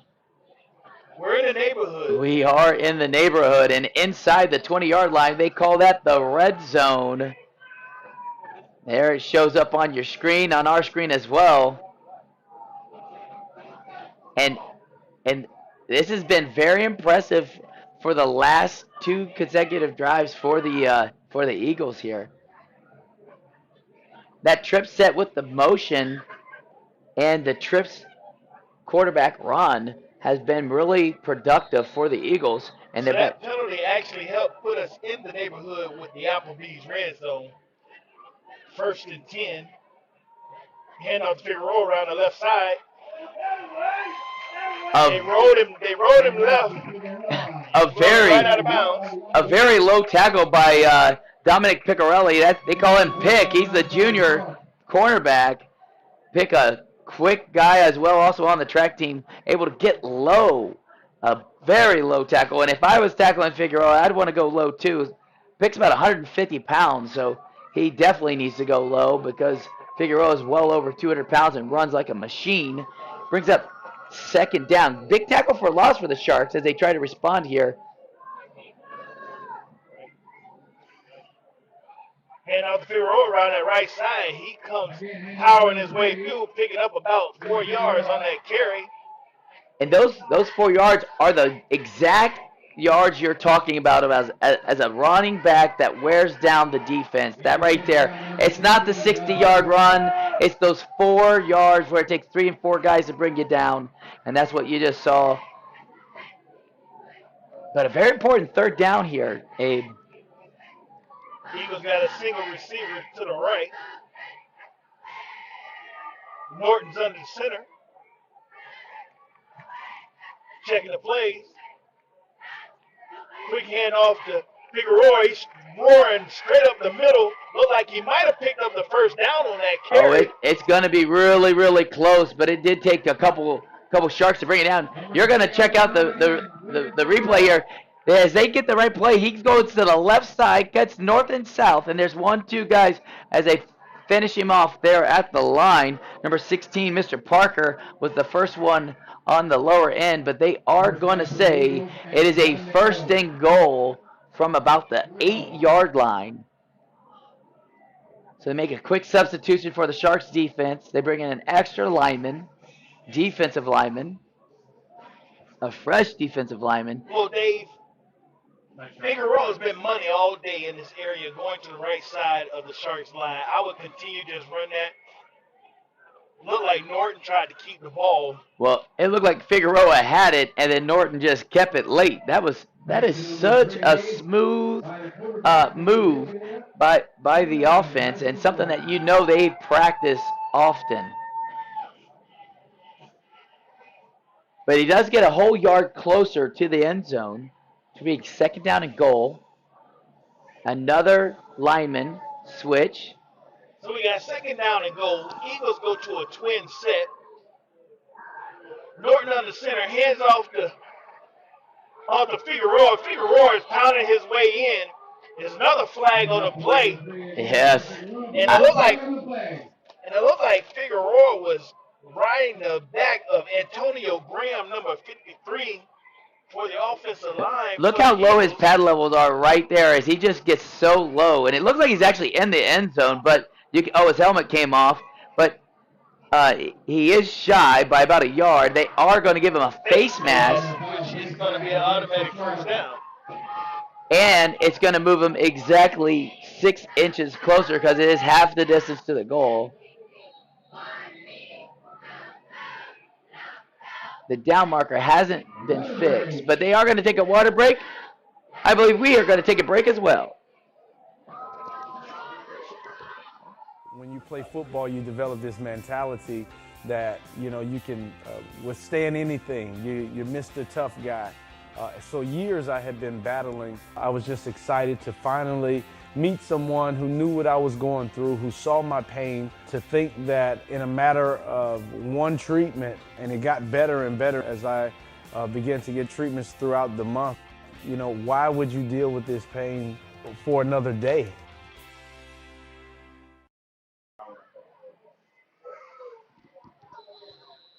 Wow, look how close that ball is. It is just shy. And the last time, there's a great picture of that scoreboard, which is a 7-14 game with 6 minutes and 3 seconds to go, and it is all lit up. You see the Shark emblem at the top, but my guess is number 3 is going to get that ball. Well, right now, Dave, I would go ahead and let Norton stay up under that center. The little quarterback sneak. And just let him just go right behind the line instead of moving that ball and trying to, give it to Figueroa. I know Figueroa's worked hard to get us down here, but I need a touchdown right here, but they give it to him. He initially stopped, but the spin move, the spin move. Get in because of the late whistle. Yeah, the spin move, but he had 2 hands on the ball, which coach is going to absolutely love, and that's going to bring us 13-12 before the pending extra point. Yeah, check this out. He's just going to go to the left-hand side here, And it's a quick look, or right-hand side there, and a quick spin move right there to come into the end zone. And a late signal, but points nonetheless with 5:18 left to go in the third quarter. So this is going to be a very important extra point. And if they make this extra point, the Eagles would have done just what we said coming out of halftime and marching the ball straight down the field and punching in. This was going to be a very important drive, and they have became successful on that drive. And Kepner is nearly perfect on the season.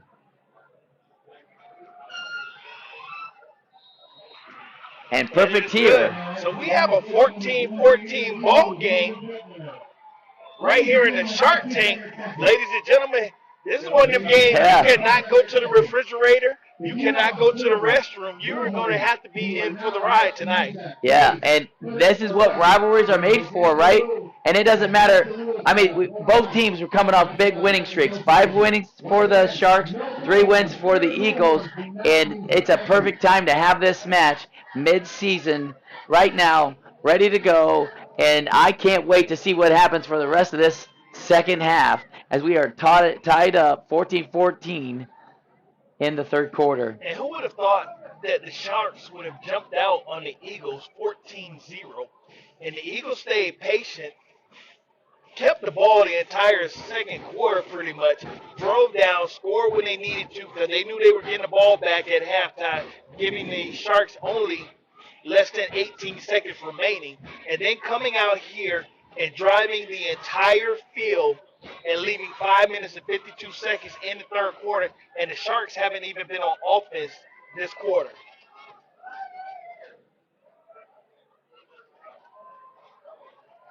Special team, special plays.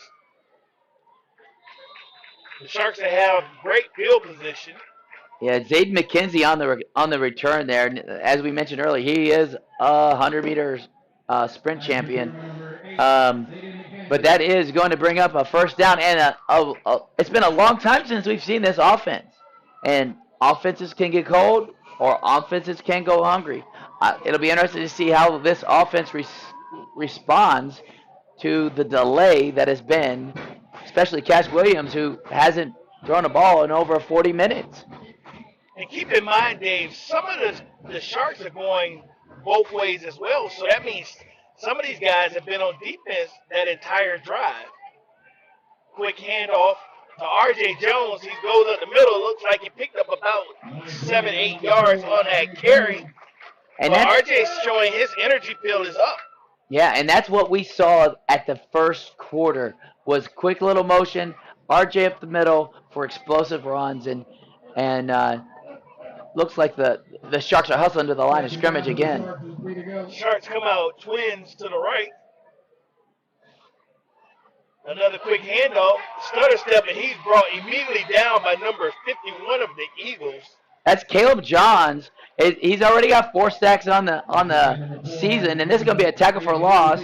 As you're going to see, Caleb Johns is just going to come right through that C gap and able to wrap him up right away. As RJ tried to make a quick cut, but not quick enough that time. And it's going to be 3rd and long for the Sharks.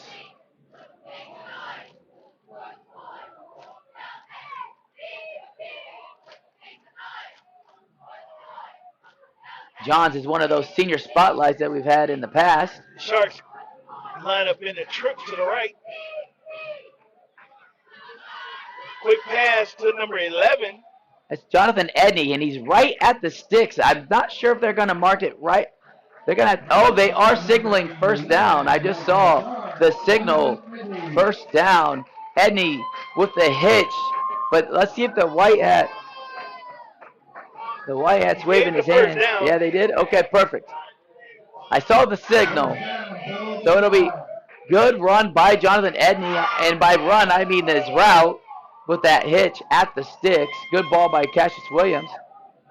Big first down because they needed to respond. 4 minutes remaining in the third quarter. Sharks line up twins. Motion. Another handoff to R.J. Jones. running through the middle. He was able to pick up about 3 yards on the carry. Yeah, Marshawn Archibald, number 2, was one of the final blows there because RJ made the first guy miss and the second guy go get a buddy, but it wasn't a big run, but it was a big run. Like, it didn't get a lot of yards, but it could have been stopped short. But it still bring up 2nd down and 7, Abe. And now the Sharks offense is giving that defense a little bit of a rest. Look like Sharks going to come out and trip with a single receiver on the left side of the field, still in shotgun formation for Williams. Williams dropped back, gave a pump fake, puts the ball in the air. Oh, and almost the pass looked like it was going to number 10 for the Eagles. That's Terrell Moat. Yeah. But it was intended for number 11, the Nature Coast. That's Jonathan Edney, again, the one that they just went to. And you're going to see the fake right there, the hitch and the go, and just off the fingertips of Moat. And Edney got behind the defender, but the ball was just not thrown far enough. But it will be 3rd and 7. Sharks go back to that twin set, single receiver.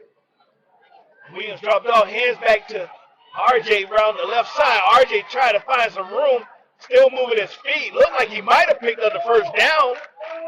Yeah. Hey, Cassius sold everybody on the sweep to the right, and a quick draw right there backside, and RJ hits this with a huge collision by Figueroa and him, and it should. The referee looks like he's calling for a measurement.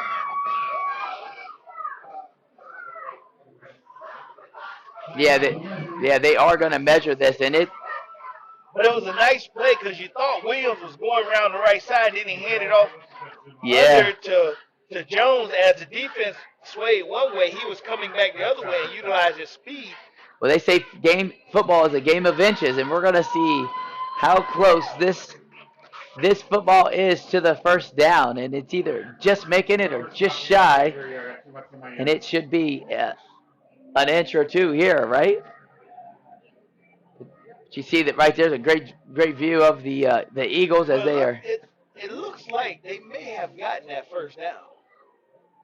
Well, they're going to pull this thing tight, and if there's a ball on each side of the chain, it will be a first down. Let's see, they're passing it off. Oh, he is. Big first down and a big run by RJ, and great block. I mean, that was blocked really well, and by that, especially that left tackle was able to get the corner block, the end block for RJ. But it's first down for the Sharks, and they're over their 50-yard line, and more importantly, they're letting their defense rest.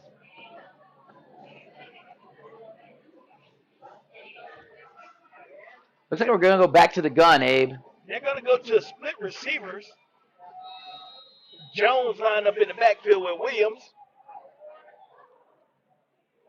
Williams hand off to Jones. Jones tap back, finds a seam on the left side, still moving his feet. Picks up about 9 yards. Yeah, great open. Actually, 10 yards. He got the first down. Yeah, that's a great open field tackle by number 10, Tyrell Moat. I mean, RJ has proven that he can run the ball, and he's not an easy back to bring down, but Moat really did a nice job on his open field tackle there to bring him down, or else RJ might be in the end zone. But it is a first down for the Sharks.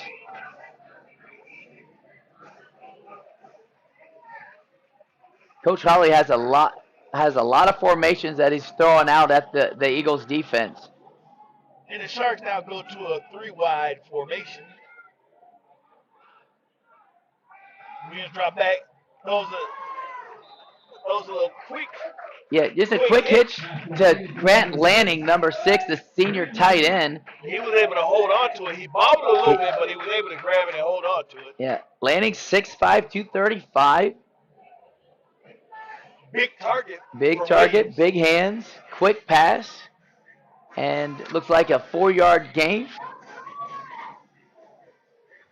But we are under the minute 30 mark here in the third quarter as the Sharks are marching.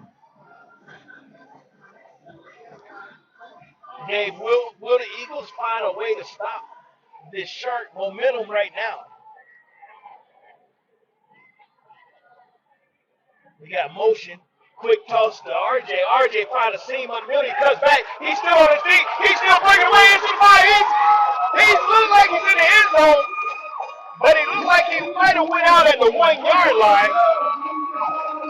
Yes, check this out. This is blocked very well by the Sharks. You're going to see the quick pitch right here to number 4, and he's got 3 blockers, and you're going to see the wall right there as he keeps his feet and is able to run all the way inside the 1-foot line for the Sharks as they have 30 seconds remaining in this third quarter. Quarterback kept it and went up the middle. Got a lot of whistles for some reason and a flag. It looks like they're going to get a false start on the quarterback keeper. That might have been when they tried to line up real quick and everybody wasn't set. If someone puts that hand down late and the quarterback doesn't see it and hikes the ball too quick, it is a penalty. But it'll bring up first down from the 6-yard line and goal. Probably not a quarterback sneak from this area. But it is an R.J. Jones type of run. It could be, absolutely. He has that wide side of the field to utilize. The quarterback keeps it. He goes straight up the middle following his block, and they lead him to the promised land. I don't think it was a quarterback sneak, but it was definitely a quarterback power run for Cassius Williams and the Sharks to take the 6-point lead. Yeah, right there he goes. He goes right to the guards, and he gets right behind him, and he falls a good yard inside that end zone. As you see the signal there, it's good, 20-14. So you got to give it up to the Sharks offensive line for getting just enough push to where he was able to find a hole between them and get in the end zone, and the field goal is good. Extra point's good. We got a ball game here right now. 21-14. The Sharks are leading. And they ate up a lot of clock. It's 12 seconds remaining in the third quarter. We'll be going into the fourth quarter. yeah, shortly. Yeah, they're going to have a quick kickoff and see where that takes us in this quarter. But that extra point was very big in this back and forth ball game. Exactly what these rivalries are made of. And it was the last time we were here, it was just like this, and one of the running backs got loose with under a minute to go and scored a 60-yard run to end the game. And that was the last time we were here. And it looks like it could be that kind of game today. 21-14 in favor of the Sharks. And now we're going to see if the defense can respond or if the Eagles are going to march Figueroa and the boys down the field. This is one of the games to where it's determined with who has the ball last, who will win this game. Yeah, absolutely. Absolutely. And the Eagles do a really nice job of maintaining time of possession, but the Sharks fired back. And the Sharks showed that they can score quickly, especially with the running game of RJ right now. The live ball. You know, that was the last time we saw a nice high kick like that. We saw it wasn't fielded super smooth, and again, wasn't fielded smooth, kind of like how I spoke right there. But regardless, they do find the ball, cover it up, and it'll be first down for the Eagles. Right at the 20-yard line. Perfect shot there of the 20-yard line. My guess is his Figueroa run to the left-hand side. Well, the defensive right side, the offensive left side. Remember I said it's going to come up to field position in the trenches in this. Norton keeps it, but he's immediately stopped in the backfield as he was trying to run. Yeah, you got Lizer and and Caden Woodward on the tackle there. But that's going to end the third quarter, and we have a great ball game, 21-14, and I believe we are going to take a commercial break as well as we celebrate the beginning of the fourth quarter. When you play football, you develop this mentality that, you know, you can withstand anything. You're Mr. Tough Guy. So years I had been battling. I was just excited to finally meet someone who knew what I was going through, who saw my pain, to think that in a matter of one treatment, and it got better and better as I began to get treatments throughout the month. You know, why would you deal with this pain for another day? All right, hey, we are back with 12 minutes left to play. It's the Eagles' ball. We're going to see if that offense can be stopped or if they're just going to go for their third consecutive drive in a row where they have found pay dirt, or if the Sharks defense is going to stand up big and tall as they did in the first quarter. But they're going to start just outside their 20-yard line. Dave, it's about to come down to who wants it. We're in the fourth quarter. There's no turning back. There's no start over. It's all about who wants it, who's going to be mistake-free, who is going to control the ball, who's going to execute like they need to execute right now, and who's going to be mistake-free, penalty, and keep themselves in check, because personal fouls right now can hurt a lot. Well, and it can hurt for next week too, and it could ruin the rest of your night if it's your second one. But hopefully it's clean, and we see them in the shotgun formation. So the Eagles come out at 4 wides.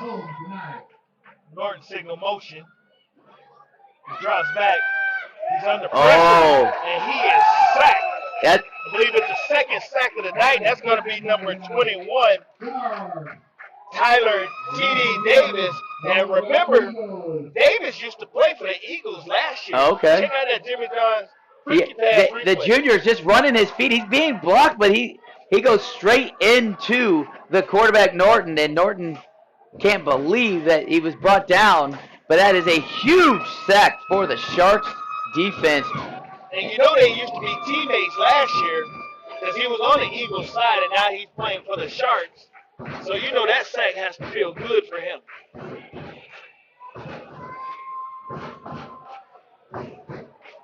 Well, 3rd and 20. Eagles come in the trip, single receiver to the left. Norton's check. Norton hands out to Figueroa. Figueroa finds some room at the middle. He's rumbling. Picks up about 5 or 6 yards on the carry. Yeah, that was the first time I saw Figueroa get the ball and get 4 yards before actual contact. But they will bring on the punt team here. And we really haven't seen the punt team that often. And it was this very spot the last time we did see it. It was about a 25-yard punt last time, and the Sharks capitalized on that. And remember, I'm a big fan of special teams because they make special plays. That's why it's called special teams. And right now, your coach might not want to kick to R.J. Jones. And it's coming to Jones. Jones gets it. Makes a quick move, around the right side, still moving, he's at the 30, he cuts back, he's at the 20, he is scoring, he's at the 10. Making a move, I told you, special teams make special plays. In special times, R.J. Jones has just made a big play. Check out the Jimmy John Cricket Pad replay. The acceleration is unbelievable right here. He lets it bounce, he catches it, very confident right here, and then he hits the gas pedal right there. Hard cut on the left, quick tackle by number 0, Edwards, for the Eagles to save that touchdown.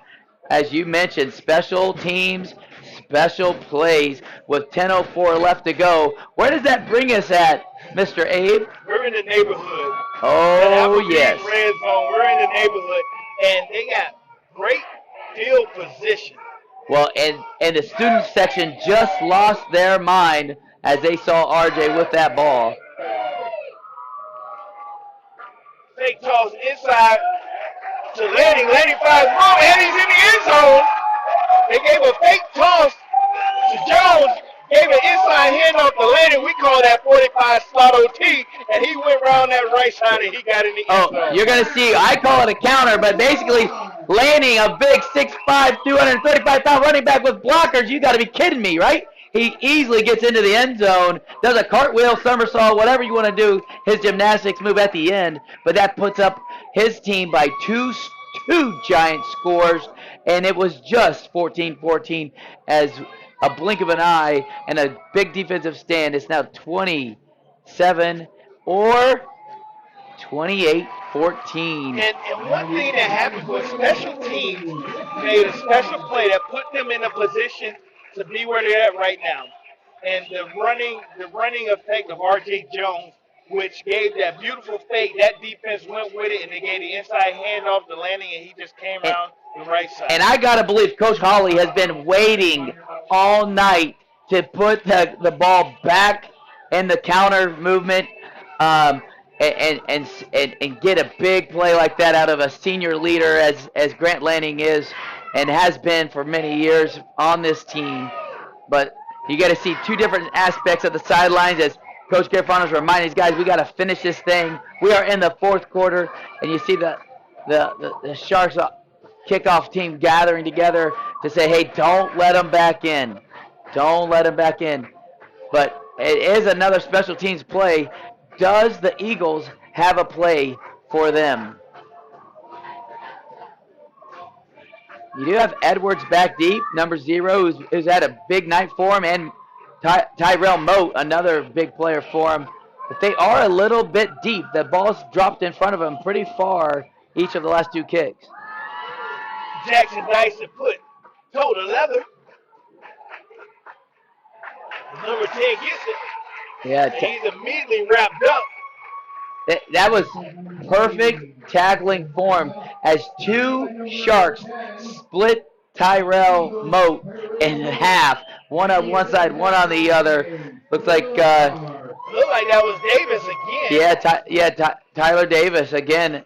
I'm not sure who his partner was, but they definitely tackled Moat really, really well. And they're going to make the Eagles work for this drive. It's going to be 70 yards away from scoring, and now Coach Garfano cannot milk the clock. He's got to be semi-aggressive here because they do need 2 scores, not just 1. It seemed like Davis trying to make a big game of this because it's his former team.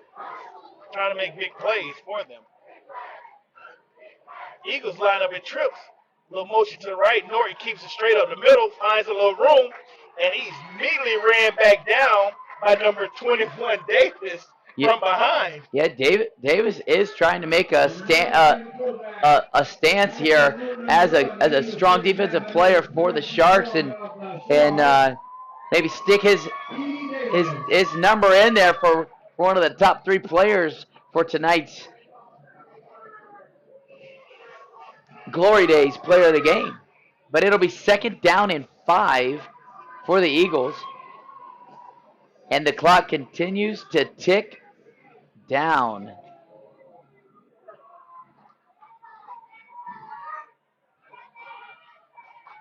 We're trying to move. And what has happened is the Shark defense have came alive. Yeah, that looked like Dakota Mitchell first on scene for Norton, who fakes it to Figueroa, pulls it late, but Mitchell was not fooled, and Mitchell was there for the quick tackle, and it'll remain 3rd down and 5 for the Eagles here. Look like the Eagles line up in twins. Twins to the right, single receiver. Norton gets the ball, rolls to his right, put the ball in the air, almost intercepted. We do have a flag on the play at the back, behind the quarterback. They had a quick toss of the flag as we look at the white hat to see what the problem is.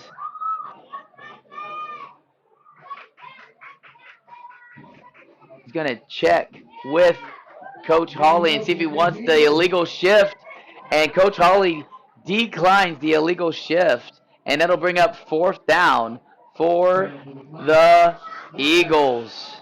And it looks like they got a lot of guys coming on, which is a good indication that they're going to punt this ball, Abe. 4th and 5 with 8 minutes and 22 seconds to go in the ball game. Austin Cena, the wide receiver 1, is back to punt this ball for the Eagles, an athletic player.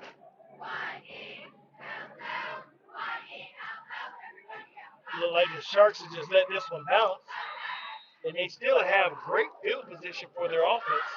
So with that being said, Nature Coast 28, Springstead 14. We're going to take a commercial break and we'll be right back. One of the reasons we've been so successful at Divinity Med Spa is because we understand what people are looking for. They want to look rested, refreshed, good for their age. We can accomplish this by treatments such as Botox, filler, lasers, and an array of facials, all by a team of trusted experts. This is Divinity, Hernando County's only locally owned and operated med spa. Come see us. We can't wait to meet you.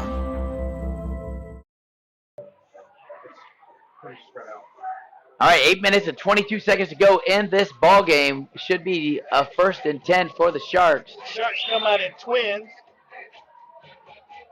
Quick hand off to Jones. Jones jumps to his left, bounce back to the right, picks up maybe a yard, half a yard on that play. Yeah, Ramsey, number 11, Ramsey Aish on the tackle for the Eagles. And the Eagles know this ball is not going to be tossed in the air. Coach Hawley is going to run the ball and try to keep this clock ticking. And my guess is they are going to sell out to stop this run so they can get this ball back and make some noise in this rivalry. But you can see the Sharks taking their time in this huddle. Let's hear from the Sharks! Sharks come back out and line up. Twins right, single receiver. Fake pass on the handoff to RJ, which he's met at the line with a host of Eagles. Yeah, Antonio Graham, number 53, the junior defensive lineman, first on the scene. But it is going to bring up 3rd down and 8. And, you know, when everybody in the stadium knows you are going to have the ball in your hands as soon as that ball is hiked, and you can still hold on to it, you can still fall forward, that is just as important as some of the bigger plays that you saw earlier in the night. But there's a great view of Coach Hawley and Cassius Williams speaking as he hustles over to give the play to his Sharks.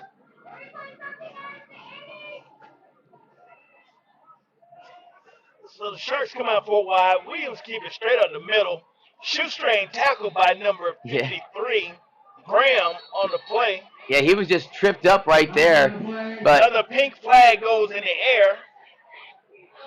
Yeah, some of the Sharks can't believe it. They're just walking back to their side, but Cassius just got tripped up. But it looks like it's going to be foul on the Eagles, personal foul on the Sharks. They offset. Brings up 4th down. This is what we talked about in the 4th quarter. Keeping your emotions in check. Because penalties like that can hurt you. Yeah, it should just be a replay of down if the penalty's on both of them. But they did signal 4th down. But they will be punting for the first. Is this the first time they've punted? I believe this is the first time they punted. But looks like the quarterback, Cassius, is back deep to punt. He's lined up 14 yards deep on this punt.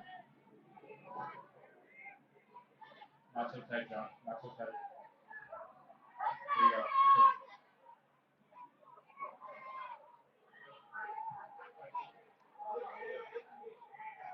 Oh, that's a great bounce for the Sharks.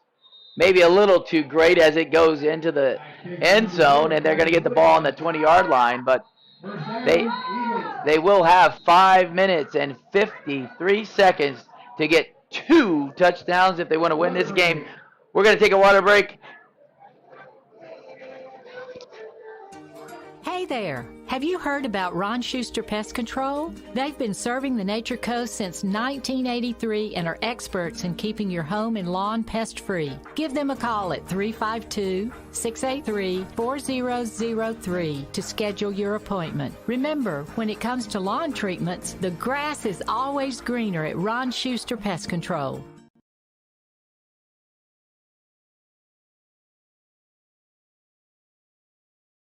I mean, he has been awesome. All right, we're back at 5:53 left to go in this ball game. It's been a great game tonight. Nature Coast has 28, Springstead 14. They were just knotted not long ago at 14. Nature Coast offense has taken some commanding steps here in the second half, but now we get to see if the Eagles can respond as time is kind of running out here. But Norton, Figueroa, and the boys line up with first down and 10. Eagles come out in the trip set. Norton drops back in and out of the hands. Number 1. Yeah, that's Austin Cena on the slant. Just a little too much, but it will stop the clock for the Eagles, which is a good thing. Cena is their leading receiver this year, but it is nice to see the Norton in the shotgun and looking to throw. This is something that we know they can do and know that they want to do, and now they give the opportunity.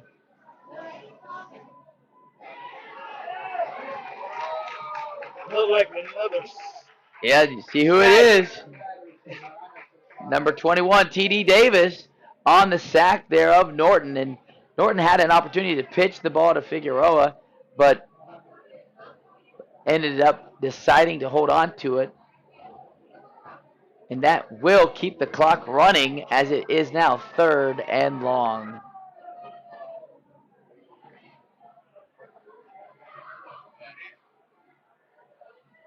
Number 8, Eli Rogers made a big catch for him earlier in the night. Let's see if they can come up for one here.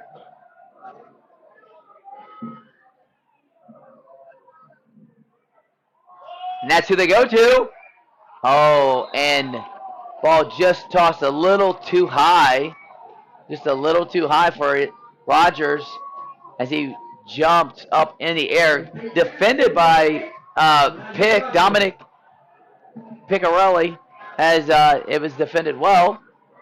And that'll bring up 4th down for the Eagles. 4th and 15. As I see 1, 2, 3, 4, 5, 6, 7, 8, 9 guys jog on to attempt this punt for the Eagles. Looks like Austin Cena, the wide receiver, back deep for the punt. You think they're going to kick it to RJ this time? I think they might kick it out of bounds towards the Springstead sideline. Because RJ Jones is back deep again. They decided not to. It did take a negative roll, a negative bounce. It bounced back towards the end zone. But it will be first down for the Sharks about the 40. Looks like they're the 36-yard line going in. So 36 yards away from another touchdown. Can the Eagles defense pull it up? 4 minutes, 49 seconds to go, Abe. With a 2-touchdown lead, the Sharks have the ball.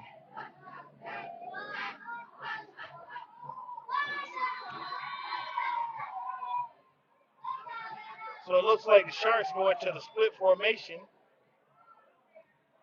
Williams handed off to Jones. Jones goes to the left side of the field, picks up about 6-7 yards on the carry.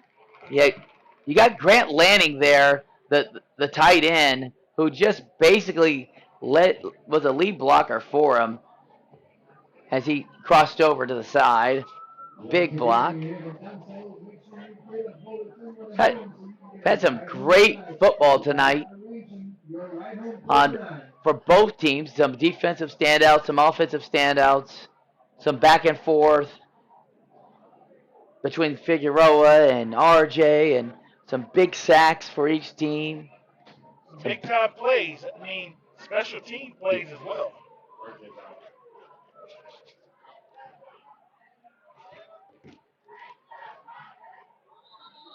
A lot of block. I mean, we're still blocking all the way to the whistle, trying to get one more first down to keep this clock moving.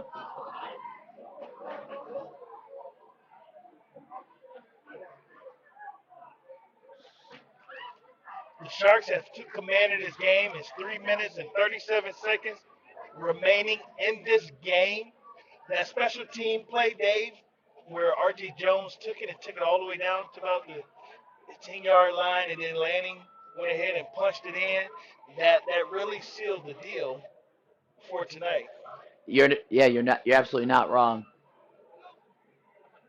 You know, we had some nice defensive plays, you know, by the Sharks defense, especially doing what they had to do to stop Figueroa and not let him have a big night. Now, he did get his yards tonight, but he didn't have a huge night to be able to dominate the Sharks in this. Yeah, Ryan Mongold, number 75, quickly tackling RJ. That does bring up a 4th down for the Sharks, and we're going to see if Coach goes for it here as Cassius Williams jogs over to Coach Hawley and talks it over.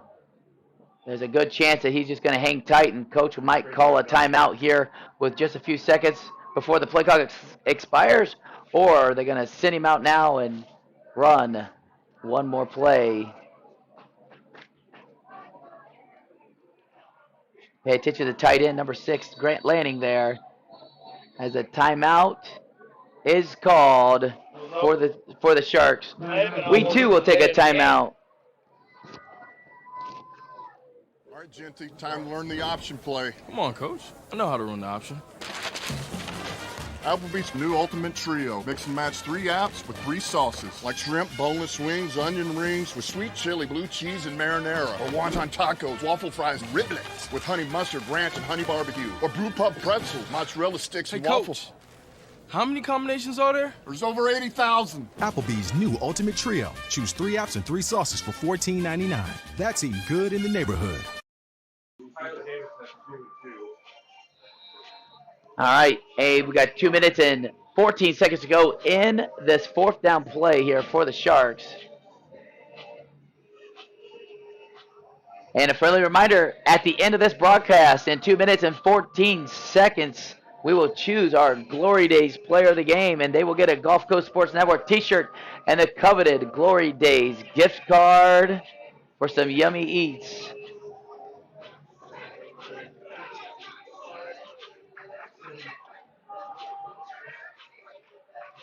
All right, Cassius Williams rolls out, looks for the pass, in and out of the hands of a tight end. My guess is that is Mark Earls, the sophomore tight end. Had it, and that's okay. It's 1st down for the Eagles with 2 minutes and 12 seconds to go. They're going to need some electricity in this next offensive series.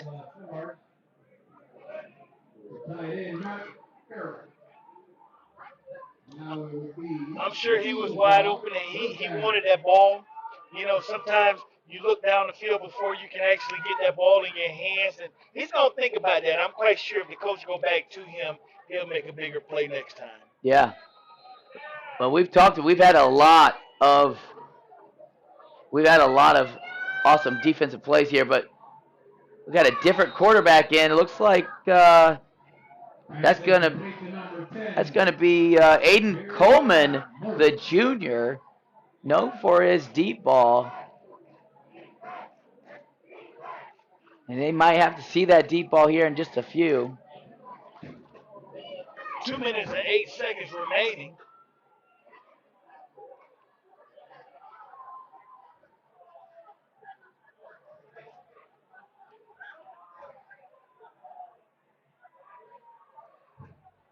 Coleman drops back.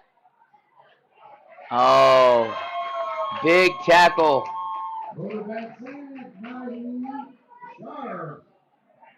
Who's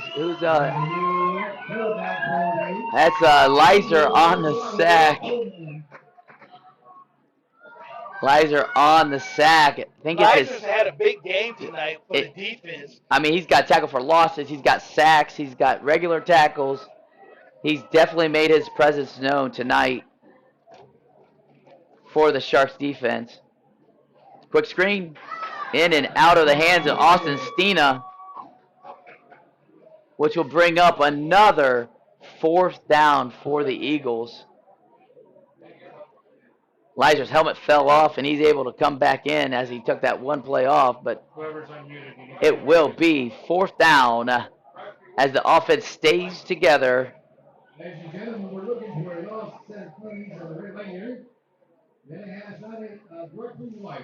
If you happen to see Great shot there of the huddle as they are looking for something big. Tyrell Moat, number 10, is also a favorite target for Coleman here. He's going to let it go. Look like it's intercepted at the 40-yard line. 1st down for the Sharks. You know, we got the glory days. Check out the Jimmy John's freaky pass replay. Yeah, Coleman's just going to throw this ball, and it's going to be intercepted at the 40. It was 4th down, so 22, Piccarelli is not going to complain about an interception. That'll bring up 1st down for the Sharks with 1 minute and 31 seconds to go. Great interception there for Mr. Pick.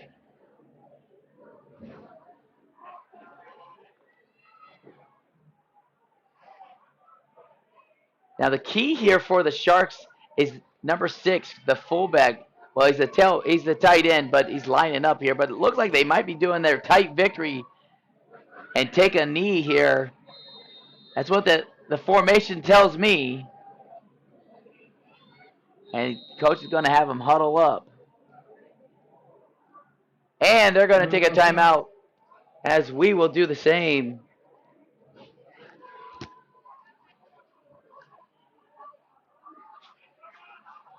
So successful at Divinity Med Spa is because we understand what people are looking for. They want to look good for their age. We can accomplish this by treatments such as Botox, filler, lasers, and an array of facials. Hernando County's only locally owned and operated med spa. Come see us.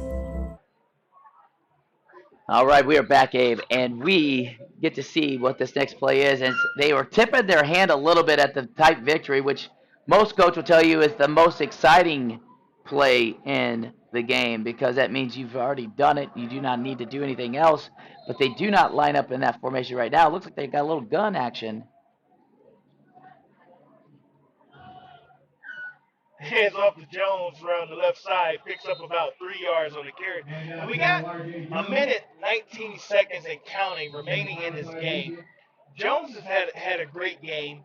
The Sharks defense has had a great game, especially stopping Figueroa and Norton in that attack of their 1-2 punch. You know, and we've seen some excellent plays by Leiser, by Davis, by RJ on defense as well. You know, I wish we could give the entire defense, you know, the player of the game, but we can't because their defense actually did a great job with containing the Eagles, especially when they needed to in this game. And timely stops, exactly what you said there, timely stops. But you just saw an interception. We saw sacks. You named a host of Sharks that have contributed to tonight's successful game for the Sharks. And it's, 28-14 with a minute 16 left. And we will soon be able to find out who is the Glory Days player of the game. And like I said earlier, Dave, special teams make special plays. And this game was opened up by a big special team play that was able to get the Sharks to where they took one play and was in the end zone with Lanning. And right now, we may be at the point to where did the Sharks call a timeout? No, the Eagles called timeout. With a minute 6 to go, looks like it's 3rd down and just one long yard. They're going to take a timeout. It's been a great game. I mean, the rivalry's always been there, and these two teams have been so hot. The 3 wins in a row for the Eagles, 5 wins in a row for the Sharks, and they collided here tonight. And it was a great jump for the Sharks, a quick battle back for the Eagles to knot things up, and now we're looking for the Eagles to respond. But just running out a little bit of time here, as the Sharks are in control of the evening with 1 minute and 6 seconds to go on 3rd down, and a long one. The Sharks have rushed for 194 yards, but thrown the ball 27 in the air. Now you gotta give credit to the Eagles. They came out in the second half and immediately put points on the board and made this a 21-21 ball game, to where it was one of those games to where we're looking like, oh my goodness, the last team with the ball will win this game. Yeah. Well, the last team that has the ball right now is the Sharks, and they have 53 seconds to go, and the clock is running as he did stay in bounds. Like we said, the last team holding this ball with this type of game was going to win this game. Well, there's a good look. There's a good look of the two teams as they battled it out. They left everything on the field tonight. And the quick, tight victory, the kneel for Cassius Williams, as that could end the game as a ovation goes through the stadium as the Sharks run over to the sideline to cheer with their teammates. And they are already lining up on the 50-yard line. What a wonderful night for this rivalry, and a good night for the Sharks as well. It's 28-14. And the clock has finally expired. And we get to reveal our Glory Days player of the game. And Abe, you alluded to the amazing defense that we've had tonight for the Sharks. And we definitely saw some great stats on that side of the ball. And that player of the game, Glory Days player of the game for us tonight, is the defensive lineman, Joseph Leiser. 5 tackles, 2 sacks, and another tackle for loss tonight. What a wonderful night for Joseph Leiser and this defense. Congratulations, young man. Glory Days player of the game. Let's send it up to Will Wilkie back in the booth. We had another great game here tonight. 2 Hernando County powerhouses leaving it all out on the field tonight. Nature Hook Host is going to go home the victor tonight, 28-14. Sure are happy that you joined us for tonight's broadcast. Don't forget to like and subscribe to all of our content, YouTube, Facebook, Instagram, and Twitter X. For Abe Dowdell, Dave Barrett, Dustin Atkins, John McMurdo, and Bill Leiser, I'm Will Wilkie, and we'll see you next time.